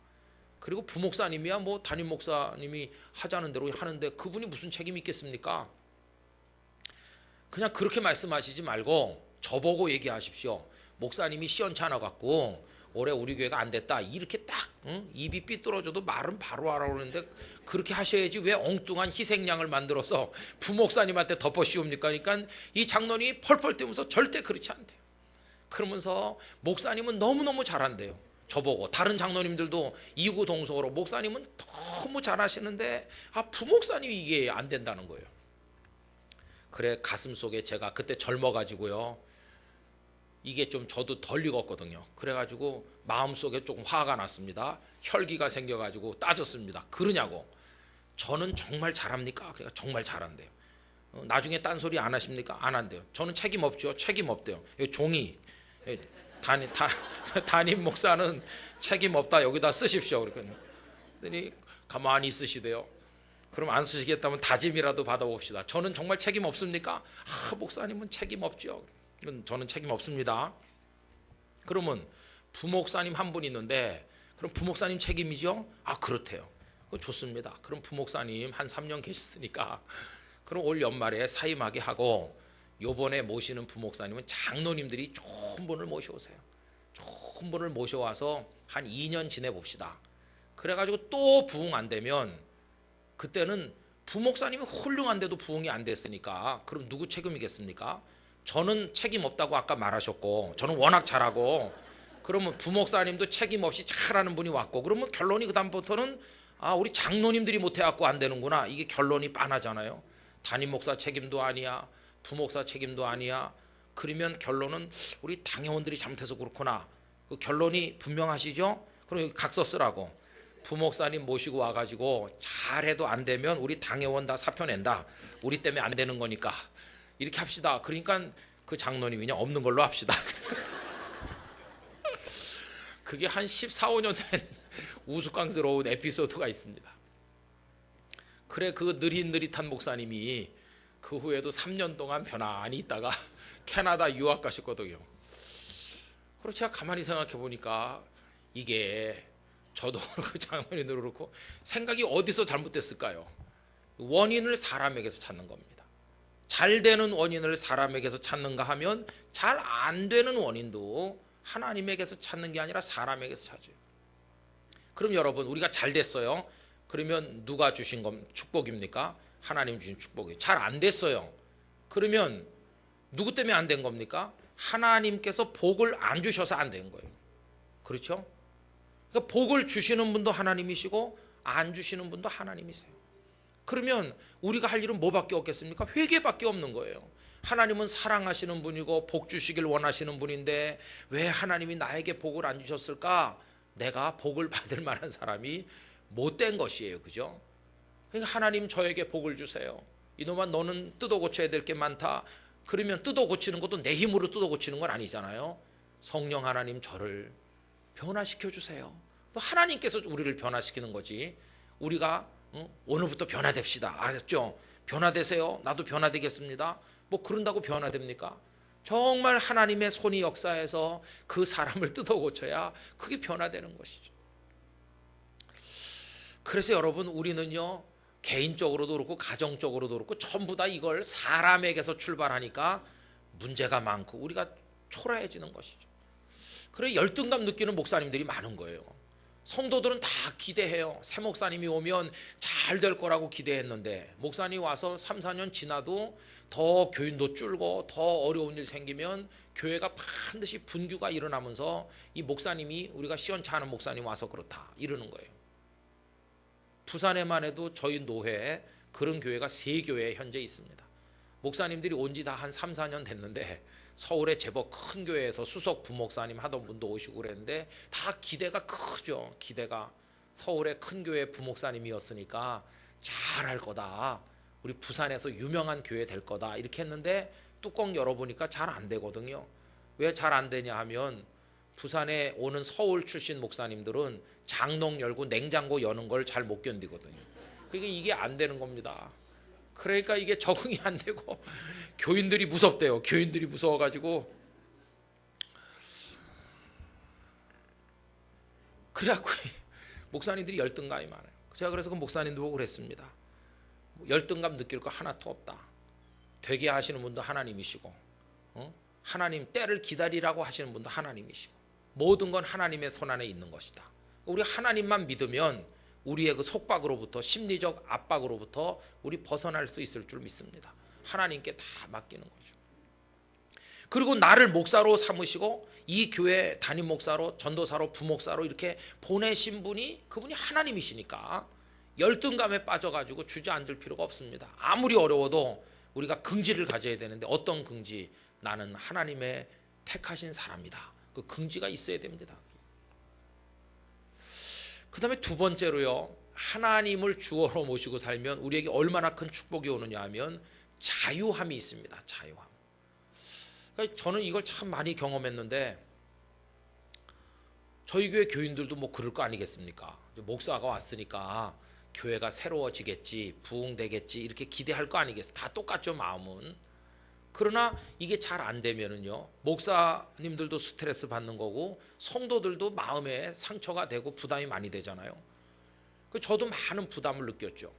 처음에 가서 이제 이런 생각했습니다. 나는 설교 준비를 열심히 해가지고 이렇게 열심히 하는데 그 이 아무개 집사님 오늘도 교회 안 왔구나. 그 사람 때문에 우리 교회 안 돼. 저렇게 1년에 절반은 빼먹고 나이롱 집사가 돼가지고 저런 사람이 많으니 우리 교회가 되겠냐. 그 다음에 또 누구 원망하냐면은 배 타고 나간 선원들을 원망했습니다. 제가 가니까 배 타고 나간 남자 집사님이 교회에 있으면 한창 열심히 봉사할 분들 중에서 선원이 돼서 어선에 상선에 나간 분들이 한 50명이나 있더라고요. 교회도 크지도 않은데 남자들은 한 절반은 배 타고 나간 거예요. 근데 이게 몇 달에 한 번씩 오는 게 아닙니다. 최장 3년 만에 오는 분도 있고 한 2년 만에 오기도 하고. 요새는 근무 조건이 많이 좋아졌죠.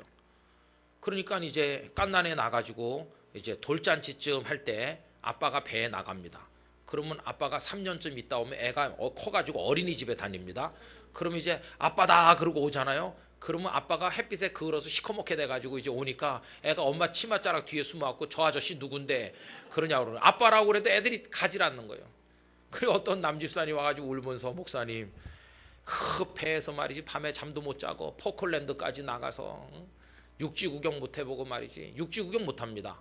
고기 잡으면 항구에 들어오는 게 아니라 그냥 떠 있습니다. 그러면은 고기를 바다 가는 운반선이 와서 실어 가니까 이 고깃배 사람들은요 계속 바다에만 있는 겁니다. 가끔씩 육지에 들어가서 좀 쉬면 좋은데 운반선이 와서 실어 가고 편지도 운반선이 올 때 편지도 오고 뭐 이렇게 오는 겁니다. 그러니까 너무 애도 보고 싶고 가족들 보고 싶은데 왔더니 애는요 오지도 않죠. 그 다음에 또 어떤 부인은 꼬박꼬박 통장으로 돈 들어오니까 바람나는 여자도 있습니다. 그러니 이제 목사한테 와가지고 저 없는 동안 우리 마누라 좀 잘 지켜봐 주세요. 이러는 사람도 있고 그러죠. 참 가슴 아픈 사연 많습니다. 배에서요 그 화공약품 싣고 다니는 배가 인도네시아에서 폭발했는데 우리 교회 남자 집사님 시신을 못 찾았다가 며칠 후에 찾았더니 상반신만 찾았습니다. 그런 일도 있고 제주도 앞바다에서 기관장인데 기관 고치다가 100볼트인데 감전사 한 분도 있습니다. 100볼트인데 젖은 손으로 만지니까 감전사했더라고요. 그 다음에 10몇 층 높이쯤 되는 그 갑판에서 지하 기관실로 요만한 구멍을 헛디뎌 갖고 추락을 했더니 그 뇌가 함몰돼 가지고 중국에서 뇌수술 받고 이송해 왔는데 3년 동안 식물인간으로 있다 돌아간 집사님도 있고 뭐 사연 너무너무 많습니다. 그리고 이제 오니까 그렇게 배 나가신 분들이 한 50여 명 있는 거예요. 그러니까 이제 원망하는 거죠. 하나님 그렇게 불성실한 집사님들이 있어서 안 됩니다. 나는 이렇게 열심히 준비하는데 거기다가 또 마치 장기판에 차포 다 뜨고 되는 식으로 그 일할 사람 다 바다에 나가 있으니까 우리 교회 누가 일해서 누가 부흥되게 하겠습니까? 이게 하나님 원망하는 거죠. 안 되는 원인도 사람에게서 찾고 그런데 어느 날 은혜를 받고 나니까요. 어느 목사님들 세미나에 갔더니 목사님들이 설교를 하시는데 얼마나 잘하시는지 몰라요. 그래서 이상하다. 나도 성서공에서 나온 성경책 읽고 설교하고 저분도 성서공에서 나온 성경책 읽고 설교하는데 저런 얘기는 도대체 어디서 나오는 거냐 보니까 그 다음부터 교인 원망할 거 하나도 없다는 생각이 들었습니다. 네가 형편없으니까 안 되는 걸 왜 다른 사람 탓하느냐. 그리고 네가 형편없는 건 네가 하려고 그러니까 안 되는 거다. 네가 하려고. 나한테 맡겨봐라. 하나님께서 깨달음을 주시는 거죠. 그 다음부터 생각을 고쳐먹었습니다. 하나님께서 하시는 거야. 하나님이 하셔. 내가 애쓴다고 되는 거 아니라 하나님이 되게 하시면 내가 형편없어도 저절로 될 줄로 믿습니다. 이렇게 하고 나니까요 스트레스로부터 해방되는 거예요. 이제는 뭐 어떻게 잘해보겠다 이런 거로부터 이제 벗어나게 됐어요. 하나님께서 이 교회를 지키시고 하나님께서 되게 하시고 하나님께서 다 키워주시고 하나님께서 복을 주시고 이 교회 목자장은 우리 아버지 하나님이시다. 여호와는 우리의 목자이시다. 이 교회 목자이시고 성도 한 사람 한 사람의 목자이시고 우리는 그의 기르시는 양일 뿐이다. 우리가 이렇게 하는 거 이제 이거 버려야지. 하나님께서 하시는 것이다. 헌금 바치는 것도 똑같은 것 같아요. 내가 벌어가지고 내가 바친다. 그게 아니고요. 하나님께서 나에게 일할 수 있는 건강 주셨죠. 일터 주셨죠. 그래서 일할 수 있게 하셔서 내가 소득을 얻었을 때 내 마음의 욕심을 버리게 하시고 이거 하나님 주셨어. 하나님의 은혜라 생각하며 바칠 마음을 주신 분도 하나님이시고 이게 전부 하나님이 하신 것입니다. 그러니까 이렇게 살면 마음의 부담이 하나도 없어요. 많이 바친다고 나 그래도 이렇게 많이 바쳐 자랑할 것도 하나도 없고요. 조금밖에 못 바친다고 열등감 가질 것도 하나도 없어요. 하나님이 나로 하여금 바치게 하신 만큼 나는 바치는 거니까 하나님이 주신 대로 바치는 거니까 뭐 액수가 적다고 절망할 필요도 없고 많이 바친다고 교만할 것도 없고 남 부러워할 거 하나도 없습니다. 하나님이 내 인생 이끌고 가신다는 거 그 자체만이 중요하지 나머지는 하나도 중요한 거 없습니다. 그래서 제가 자유를 얻게 됐어요. 자유. 저 교회는 저런데 우리 교회는 왜 안 될까? 이런 거 이제는 가지지 않게 됐어요. 하나님은 그 교회는 그렇게 사랑하시고 우리 교회는 이런 역할을 하게 하시고 저 교회는 저 지역에 있으니까 저렇게 해야 되는 것이고 우리 교회는 이 지역에 있으니까 이렇게 하도록 하나님이 인도하시는 것이고 너 왜 저 교회를 닮으려고 하느냐? 하나님이 너에게 주신 분깃대로 너 쓰시는 대로 너 거기서 쓰임 받으면 되는 거고, 너의 교회도 그렇다. 하나님이 주인 되니까 모든 스트레스로부터 이제 벗어나게 되는 것입니다. 그리고 마지막으로요, 하나님이 주어가 되시니까 정말 아름다운 것은 모든 영광은 하나님께서 받으시게 된다는 것이에요. 하나님이 교만한 사람을 물리치신다고 하는 거 우리 아는데요, 그러니까 우리가 교만하게 되는 이유가 뭐겠습니까? 결국은 내가 이렇게 하니까 교만해지는 것입니다. 이제 우리 염천교회도 이제 새 목사님이 정해지시는 대로 오실 텐데요, 여러분 목사님에 대한 기대를 가지지 마시고 그 목사님을 보내시는 하나님께 기대를 가지셔야 됩니다. 하나님께서 택하셔서 보내주실 것이고 하나님께서 우리 교회를 축복하실 줄 믿습니다. 이렇게 하면 틀림없습니다. 하나님께서 하실 것입니다. 그래가지고 교회가 부흥하면요, 우리가 했다고 말하면 절대 안 되는 것이죠. 하나님께서 하셨으니까 하나님께서 영광을 받으셔야 되는 것이죠. 근데 하나님은 겸손한 사람을 사랑하니까 하나님께서 하셨습니다 그러면서 영광을 올리면 올릴수록 하나님은 더 사랑하셔서 더 큰 은혜를 부어주신다는 것이에요. 이것이 있는 사람이 더 풍성해지는 원리고, 없는 사람은 있는 것까지 빼앗기게 되는 그런 원리인 것입니다. 여러분, 앞으로 우리 염천교회가 그런 교회가 될 수 있기를 주님의 이름으로 기원합니다. 그래, 전에 우리 전교인 수련회 저 관동대학에 했을 때 말씀드렸는지 모르겠는데요, 이제 이야기 하나만 하고 낮 집회를 마치려고 하는데요, 좋은 교회는 어떤 교회가 돼야 되느냐? 여러분, 용각산 교회가 돼야 된다. 그 얘기 말씀드린 생각 납니까? 예, 그렇게 되시면 되는 거예요. 이제 사람 생각은 다 없어져요. 사람 얘기는 다 없어지는 거예요. 흔들어도 소리가 안 나는 게 용각산이잖아요. 용각산은 소리가 나지 않습니다. 흔들어도 소리가 안 나요. 사람 얘기, 내가 뭐 이렇게 우리가 이렇게 하는 소리는 다 없어져야 돼요. 그 대신 용각산을 먹으면 막혔던 목이 뚫리면서 소리가 잘 나는데, 잘 나는 소리는 오직 하나님의 영광의 소리, 하나님의 음성, 하나님께 기도하는 소리, 하나님께 우리를 맡기는 이런 소리만 잘 나고 하나님을 찬양하는 소리만 잘 나야 될 줄로 믿습니다. 그게 이제 좋은 교회가 되는 것이. 지나간 60년이 넘는 세월 동안 저 만주에서 신앙생활 하시고 또 이북에서 피난 내려오신 분들, 그 전쟁 난리통에 가족을 잃어버리고 정말 그 피비린내 나는 사선들을 넘어가면서 여기까지 살아오게 하나님께서 하시지 않았습니까? 누가 하셨나? 하나님께서 하셨죠. 그죠? 그리고 여기 교회를 세우게 하셨고, 이 교회 성도들을 이렇게 모아주셨고, 또 꿈을 가지고 하나님을 섬기게 하신 그 모든 과거의 일들을 하나님이 하셨죠. 여기까지 도우신 에벤에셀의 하나님을 찬양하면서 이제 미래 하나님이 다 준비하셨다가 필요할 때 사람도 보내주시고 교회 필요한 것들을 공급하셔서 인도해 가시는 그 미래의 하나님, 우리에게 소망이 되신 하나님, 여호와 이레의 하나님을 이제 바라보면서 하나님께 다 맡기는 게 이제 남아 계신 성도님들의 과제인 줄로 믿습니다. 그래서 주어를 철저히 바꿔야 되는 것이죠. 여러분, 그렇게 하셔서 승리하시기를 진심으로 축복하고요, 앞으로 하나님의 영광이 이 교회를 통해서 온 세상에 정말 물이 바다를 덮는 것 같이 넘쳐나게 되기를 주님의 이름으로 기원합니다. 우리 다 같이 기도하겠습니다.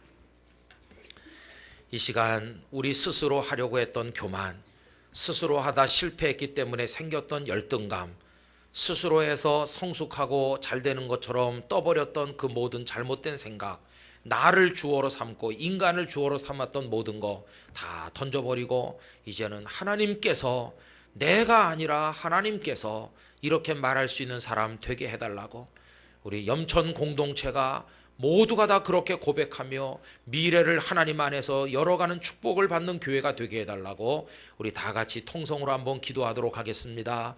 할렐루야. 거룩하신 내 아버지 하나님, 영광과 찬송과 존귀를 아버지 하나님 앞에 올려드리나이다. 지나간 세월 이 교회를 세우신 분이 아버지 하나님이십니다. 택한 이들을 세우셔서 일하게 하신 분이 아버지 하나님이십니다. 귀하신 목사님을 보내주시고 지나간 30년이 넘는 세월 동안 일하게 하신 분도 하나님이십니다. 귀한 장로님들을 구별하여 세우시고 권사님들을 세워주시고 하나님의 사람들을 구별하여 세우셔서 영광을 받으신 분도 하나님이십니다. 이 교회 미래를 준비하고 계신 분도 하나님이십니다. 하나님께서 하실 줄로 믿습니다. 요셉이 한 것이 아니라 하나님께서 하셨습니다. 내가 아니라 하나님께서. 요셉은 이렇게 고백할 줄 알았습니다. 아버지 하나님, 이 믿음 저희들에게도 허락하여 주시기를 원합니다. 그래서 아름다운 교회를 이루고 하나님의 영광을 나타낼 수 있도록 아버지 하나님이여 축복하여 주시옵시기를 원합니다. 우리 각자에게 이것을 적용하게 하시고 자식을 키울 때, 사업을 할 때, 우리의 교회를 섬겨나가는 모든 과정 속에 하나님께서 하신다는 사실을 깨닫게 하여 주시기를 원합니다. 아버지 하나님, 지나간 세월 동안 염천교회를 인도하신 분이 아버지이신 것을 고백합니다. 성도들을 세워 장로님, 권사님, 집사님이 되게 하시며 목회자들을 보내주시며 섬기게 하신 분이 하나님이시고 오늘까지 영광 받으신 분 아버지 하나님이신 줄로 고백합니다. 이제 이 교회 미래 하나님의 손안에 있음을 믿습니다. 하나님께서 하심을 믿고 따를 때 이 교회가 복을 받고 성도들이 잘 될 줄로 믿습니다. 모든 성도들이 주어를 바꾸고 이제는 겸손하게 목적어의 자리로 내려앉게 해주시고 하나님, 우리 교회를 축복하여 주옵소서. 이렇게 기도하며 매달릴 수 있게 하여 주옵소서. 우리 박 목사님 은퇴하시고 또 새 목사님 모셔야 되는 전환점을 맞이한 올 한 해 하나님께서 모든 일을 주장하심으로 염천교회 빛나는 역사의 한 페이지를 새롭게 적어나갈 수 있도록 역사하여 주시옵소서. 우리 장로님, 권사님, 집사님들에게 잘 감당할 수 있는 지혜, 능력, 권세를 아버지께서 주시고 아버지께서 섭리하여 주시옵소서. 예수님의 이름으로 기도드리옵나이다. 아멘.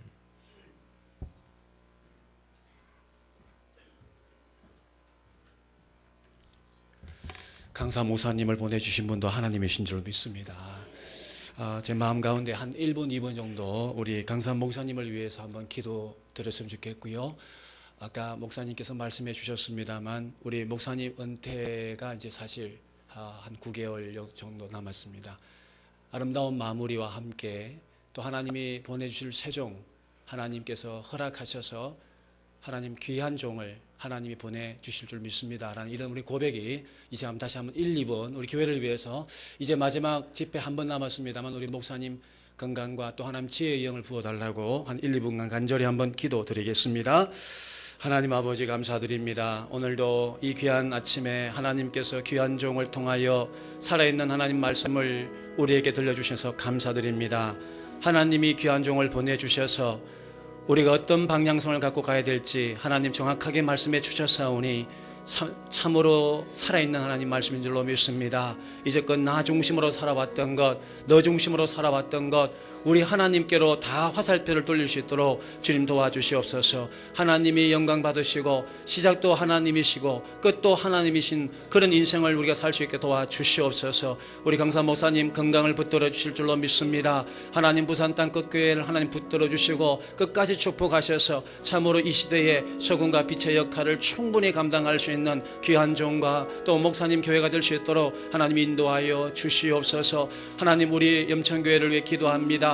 하나님께서 우리 박 목사님을 세워주셨사오니 아름다운 마무리가 될 수 있도록 하나님의 영이 지켜주시고 은혜롭게 마무리를 지을 수 있도록 주님 꼭 역사하여 주시옵소서. 주체자가 하나님이 되게 도와주시옵소서. 하나님 아버지 또 새로 오실 목사님 위해 기도합니다. 하나님 우리의 뜻과 우리의 마음에 합한 종이 아니라 하나님의 뜻과 하나님 마음에 합한 귀한 종이 하나님에 의해서 오실 수 있도록 주님 도와주시옵소서. 일을 시작하신 이도 하나님이시요 하나님 과정도 모든 것이 하나님의 뜻대로 될 줄로 믿습니다. 그렇게 우리가 합심하여 기도하기를 원합니다. 내 뜻대로 마옵시고 아버지의 뜻대로 되기를 원합니다라는 주님의 기도처럼 그렇게 기도해 나갈 때 하나님 우리 교회가 이 지역에서 꼭 아버지 소금과 빛의 역할을 충분히 감당할 줄로 믿습니다. 하나님 영광 받아 주시옵소서.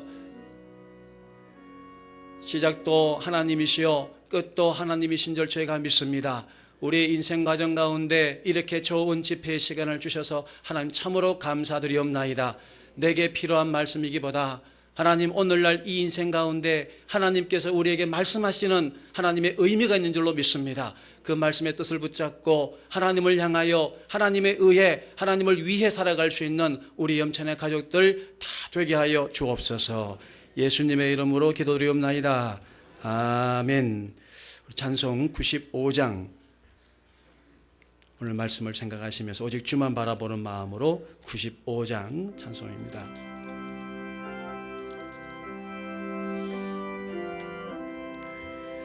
나의 기쁨 나의 소망 되시며 나의 생명이 되신 주 밤낮 불러서 찬송을 드려도 늘 아쉬운 마음뿐일세. 나의 사모하는 선한 목자는 어느 꽃다운 동산에 양의 무리와 늘 함께 가셔서 기쁨을 함께 하실까. 길도 없이 거친 넓은 들에서 갈 길 못 찾아 애쓰며 이리저리로 헤매는 내 모양 저 원수 조롱하도 주의 자비롭고 화평 모든 천사도 반기며 모든 천사도 반기며 주의 놀라운 진리의 말씀에 천지가 화답하도다. 나의 진정 사모하는 예수 음성조차도 반갑고 나의 생명과 나의 참 소망은 오직 주 예수뿐일세.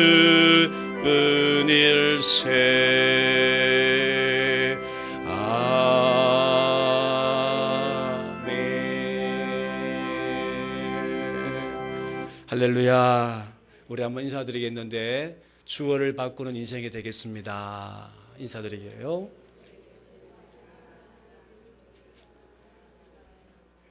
참 귀하신 말씀 우리가 받게 되었습니다. 꼭 기억하시고요. 이 시간 이후에 마치면 우리 권사회가 맛있는 점심을 식당에서 준비했습니다. 한 번도 빠지지 마시고 내려가셔서 식사를 하시고 좋은 담소 나누시길 바랍니다. 오늘 저녁이 이제 마지막 집회가 됩니다. 항상 이 말씀을 보면은 하나님이 세우신 종들이 마지막 설교를 했을 때 그 메시지가 참 놀라웠습니다. 물론 목사님께서 다음 기회에 또 우리 교회에 오실 기회도 있을 것 같습니다만 이번 집회의 마지막 집회입니다. 13년의 의미라는 주제를 가지고 말씀을 증거하시겠는데 여러분 하나님을 향한 기대를 가지시고 또 주의 분들 많이 연락하셔서 또 이 자리에 좀 많이 오셔서 하나님의 은혜를 크게 체험했으면 합니다. 목사님께서 또 총회 일로 여러 가지 많이 또 바쁘신 가운데 있고 또 갑작스럽게 또 총회 여러 가지 일들이 돌출되어지는 일들이 참 많다는 말씀을 들었습니다. 총회를 위해서도 우리 좀 기도해 주시고 또 목사님 사역과 건강을 위해서도 계속 기도를 부탁드리겠습니다. 찬송 390장 드리고 강사 목사님 나오셔서 축도함으로 오전 집회 마치도록 하겠습니다.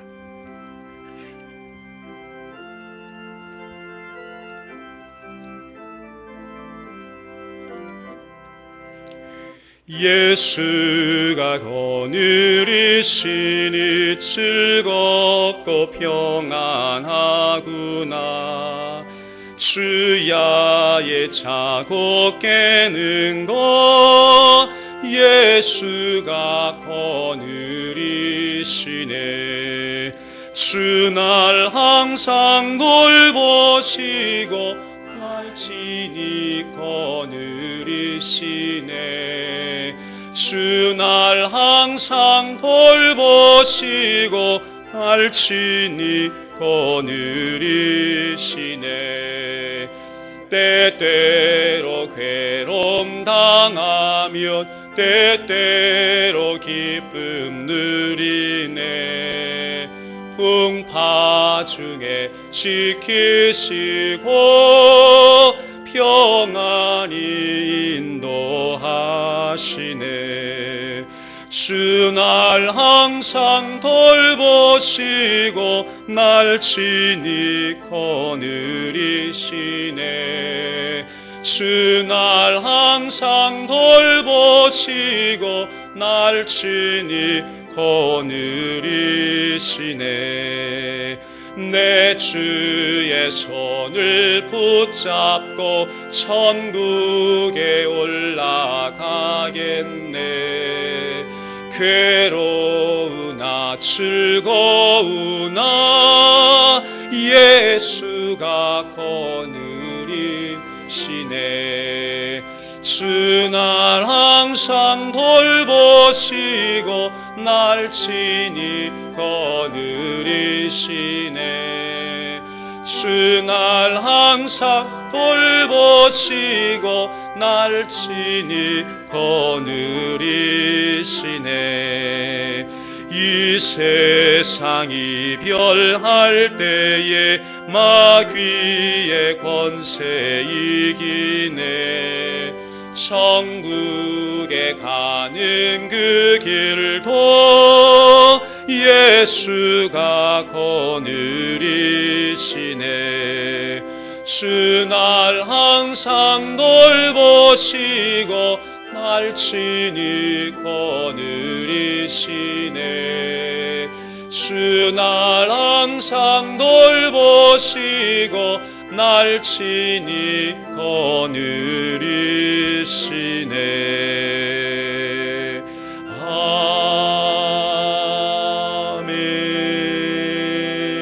아멘.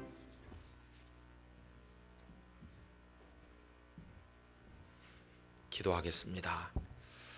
이제는 우리의 영원한 구주 예수 그리스도의 은혜와 저희들이 깨닫든지 깨닫지 못하든지 간에 지금까지 저희 인생의 주관자이셨으며 앞으로도 주관해 나가실 너무도 사랑이 많으신 우리 아버지 하나님의 그 사랑과 성령님의 교통하심이 이제부터 내가 아니라 하나님께서 이렇게 고백하며 전적으로 하나님만 바라보며 하나님의 인도를 따라 살기를 원하시는 귀한 성도님들 가운데 이 소중한 주님의 교회 공동체 위에 영원토록 함께 하시기를 축원하옵나이다.